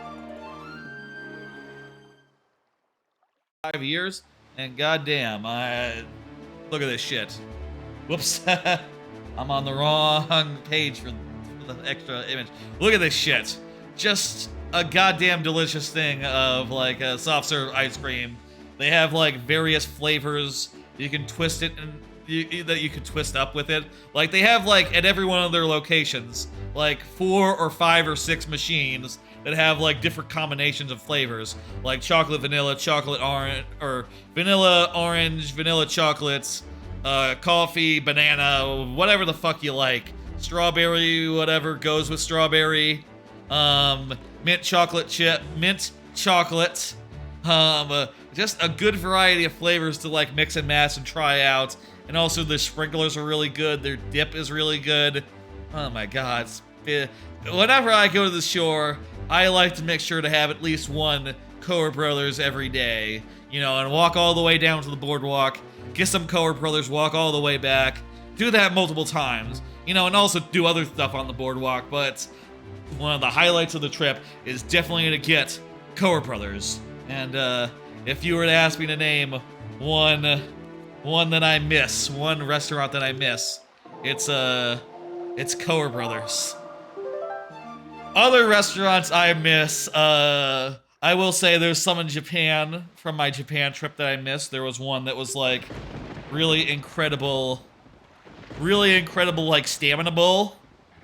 Suta that was like so delectable. I was really just bummed that I only went there at like the end of my trip, so I can only go once. Hey, there's the ghost trip, by the way. My last answer is Spaghetti Warehouse, which closed like all of its Texas locations, all of its DFW locations during the pandemic, and never came back, which is I think a damn shame. I really enjoyed Spaghetti Warehouse.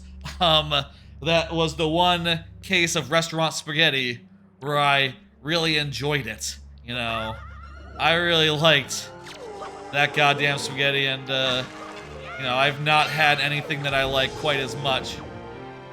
I've tried pasta at other restaurants. It just doesn't do it for me the same way that like home cooking does of pasta, or just like how Spaghetti Warehouse do.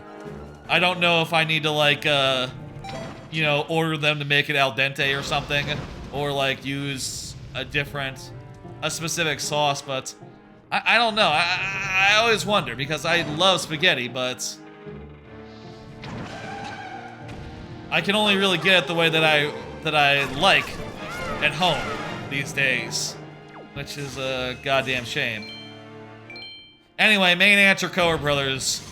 I really want to go back there sometime. Like, honestly, I think it'd be cool if like me and the folks and my sister and her husband and all, we have discussed like, well, what if we just like rented a house there, like our own house, and we didn't have to depend on the generosity of the other cousins leaving a room for us. And then we didn't have to share a room either. We could each have our own room, and you know, also, if we wanted to like leave the party, wherever the party is at the time, and go home where it's quiet, we would have a house. You know, a rental house, right? That's how it works on the Jersey Shore. There's like rental houses that people rent. And the way my cousins and my aunts and uncles do it is they rent as few as possible. You know, they rent like 2 houses for like, how many of them are there? 3, 2, 2, and 2.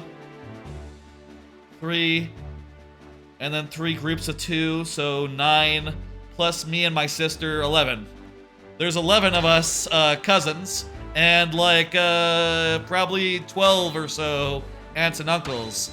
And I will say I'm not including the second cousins and the second aunts and uncles in that list. I don't really keep track. They have their own houses. I don't know how many.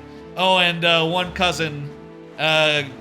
one set of cousins, they came into some money, so they actually rent their own place. in like a really expensive place the last few times I went, which is cool and always makes us jealous to see like, oh my god, you guys have so much space. You're not like crammed into 3 rooms, you know. You're not like crammed into like, you know, 20 people crammed into like as few rooms as possible, you know. Hey, you know what time it is? We just got the last of the ones that was like in a place. Like just in a place, and now there's just a couple that are just at sea.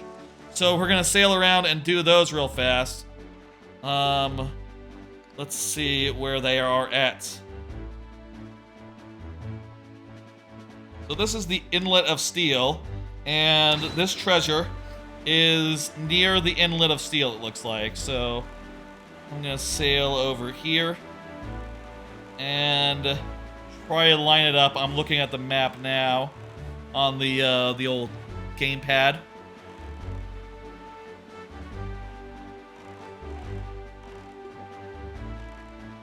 Wait, is that the Inlet of Steel?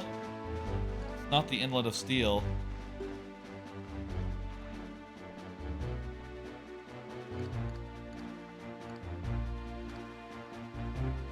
Okay, look at the incredible chart again.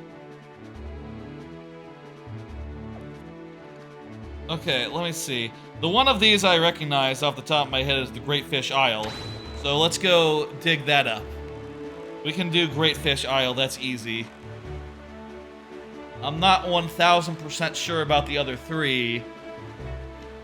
But I do see them marked on the map, so I think if we go in like the vicinity of where they're like marked on the map, and then look at the gamepad here, I think I'll be able to figure it out. And let's see now.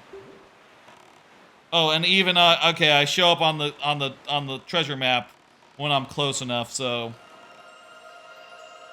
And also, you can totally hear it. We're right on top of it, pretty much. 3 more Triforces. 3 more pieces of the Triforce. Let's count them down. 2 left now. Woohoo. Okay. Triforce Chart 2 is near like a, oh, I believe that is Stonewatcher Island, actually. That looks a lot like Stonewatcher Island. It's weird that they should be like so close to islands that are like, you know, the ones where the maps came from. Or where other Triforce shards were hidden. You think it would be like directing us to corners of the map where we haven't been, but maybe that's just how. I guess I don't know like where all the shards were in the original one. I think in the original game you had to like fish for all 7 of them at the end of the day after decoding all the maps, and it was a whole hell of a thing to do. Stone Watcher, here we go. There's some guys near the thing, but I'm sure they will be nice. I don't see myself yet, but I'm on the wrong side of the island. I'm looking for myself on the map, on the treasure map, and there I am. Okay. Stop. I passed it. Swinging around here. And let's dig for it.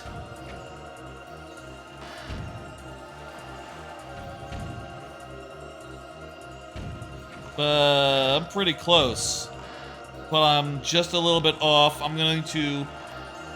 This should do it. Stop, stop, stop. Salvage, right there. Damn it. Okay, right here should do it. Last Triforce piece. That all felt pretty tedious, but you know, we're 1 away now, and that was about as long as, you know, the previous streams have been. Granted, last stream we did 2 whole dungeons in like 3.5 hours, so you know, 2 whole dungeons, a whole bunch of busy work. One feels more tedious than the other, you know. I believe, like, looking at this map, that the last one is somewhere in the vicinity of Dragon Roost, so I'm gonna warp over there. And let me go ahead and look.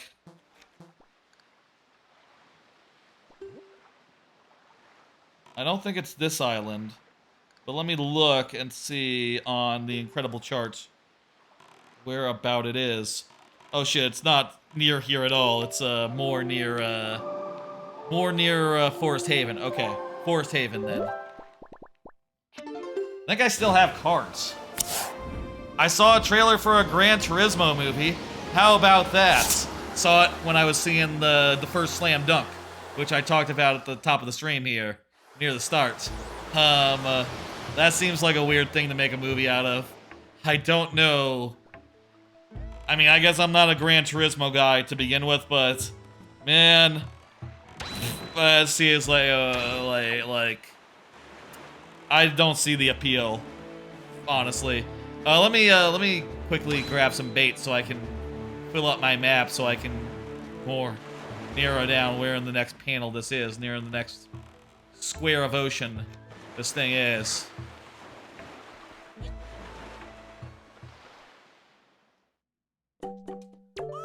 Hey, buddy. Give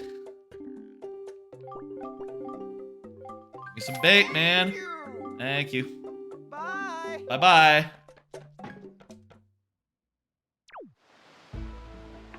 Where's my boat? There's my boat. Anyway, I don't think I'll see that movie. I just thought it was funny, and I heard people talking about it. I heard people say, like, oh yeah, that looks like a bad movie. Basically saying it looks like a bad movie. And, you know, people who see a lot of movie trailers, they have to watch those movie trailers a lot, even if they're bad. Unless you get to the movie, like, 20 minutes late, you know, and try to, you know, take the risk, right? I really need to stop doing that because I did that today, or like, I saw the movie on Sunday, and the airtime was like 7:50 or 7:30 or something, and I left the apartment at 7:30 and got there like 15 minutes later, and I was glad to see like, okay, still trailers, okay, good. There was 20 minutes of trailers, but I have had occasions where there wasn't 20 minutes of trailers, and I missed a bit, like when I saw Mission Impossible, the latest one. That did not have so many trailers. Where's my fish friend? Where's the island here? There it is. There's my fish friend, and there's the island, I think.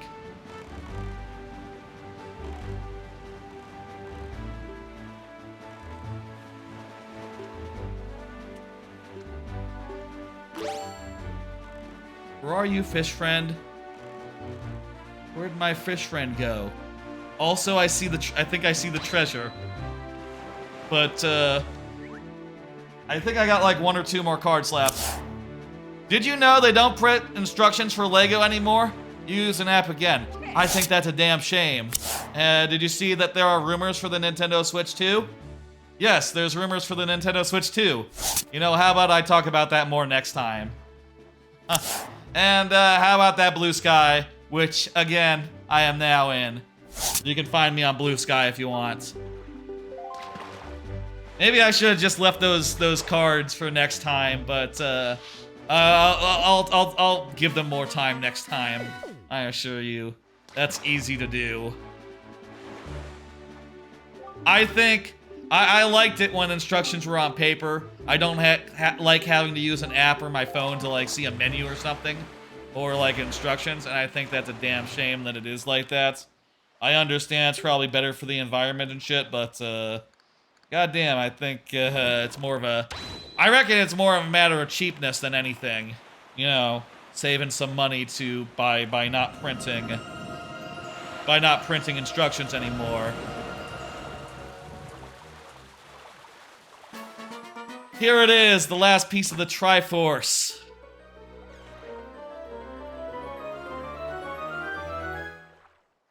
Hunt completed.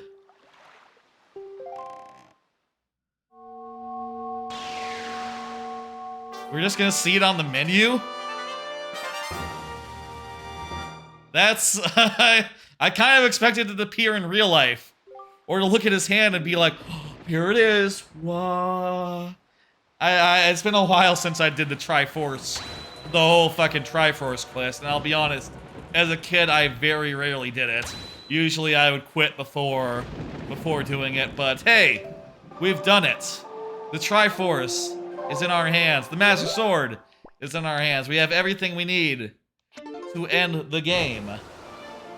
And for once, next time, we will have a stream where we don't see Outset at all. That's not true. It's going to be in the ending, isn't it? Next time, I think we're going to finish this here game. At least next Wind Waker stream, I mean. I probably don't want to get... Wait, do I go directly to the thing, or do we do something else? Do we go to Hyrule from here?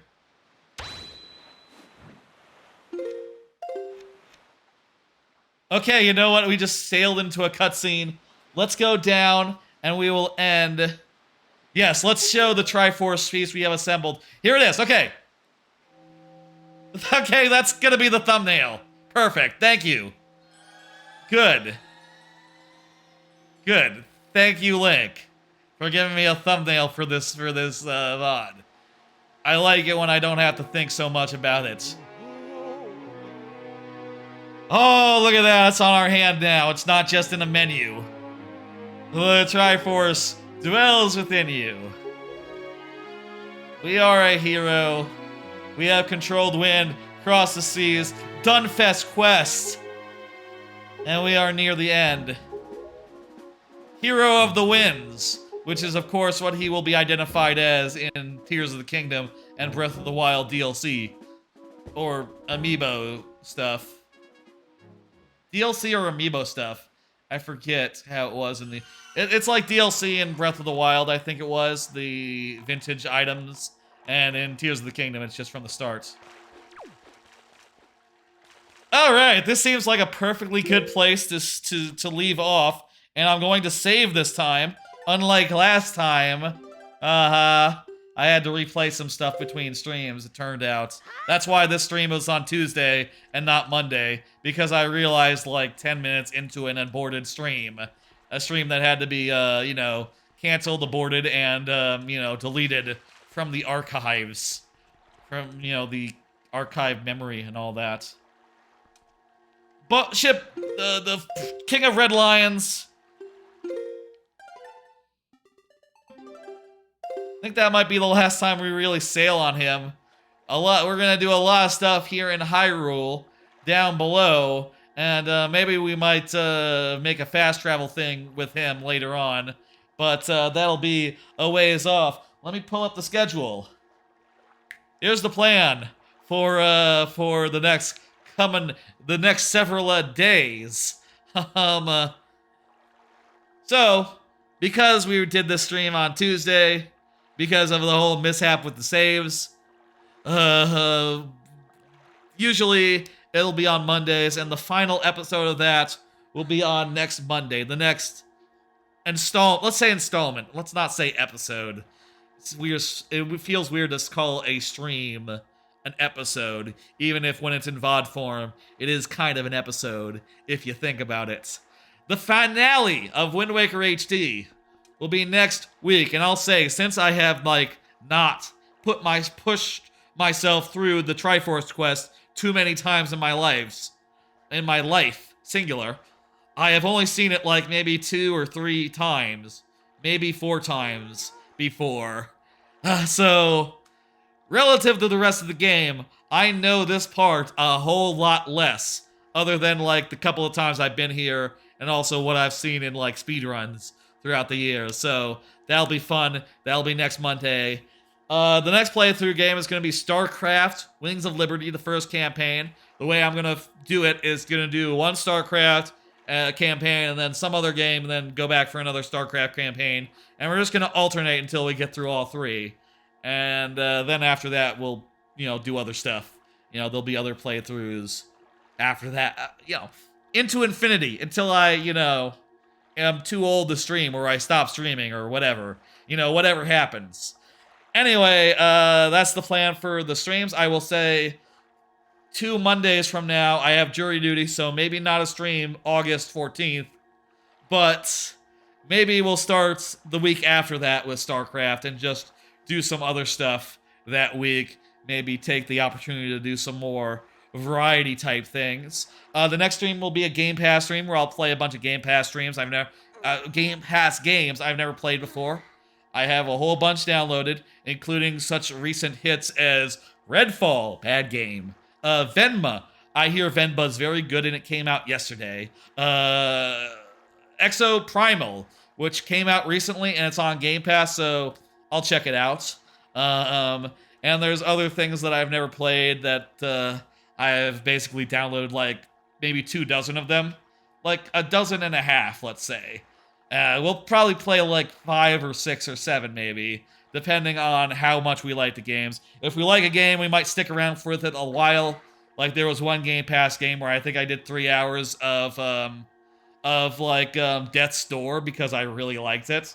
And there might be games where I replay for 5 minutes and go, oh, this is terrible, time to go to the next one. We'll see. That'll be fun day. That'll be Thursday, fun variety stream, and then Friday will be viewer levels. Monday, the finale of this. Lots of plans. It's gonna be only 2 days until that Game Pass stream. Anyway, that's the plans for now. Let me go ahead and put it in the raid. Thanks y'all for coming by, watching. I appreciate it. Let me see who's streaming right now. I don't usually stream on Tuesdays, so this is a slightly different crowd. If anyone has any suggestions, I wouldn't mind anyone. There's some folks, but oh, you know what? Forgado, I don't think I know Forgado from like a community, but I followed him, I think, for like Mario Maker stuff originally. I think he more of a I forget where I know Forgado from, but I think I just knew him as a strict streamer. But he's doing a 3 years anniversary stream, so that seems like a pretty good thing to raid. Pretty good thing to go drop in on. I'm gonna pull that up on my phone before setting in the raid. Let me pull it up. Here we go. And he looks like he's playing a Jackbox game right now, which, hey, I love Jackbox, so that's cool. I will see y'all on Thursday with a Game Pass stream, Friday with viewer levels, and next Monday for the finale of Wind Waker HD, finishing it off. Bye, folks. I'll see you on Thursday. You have a good one.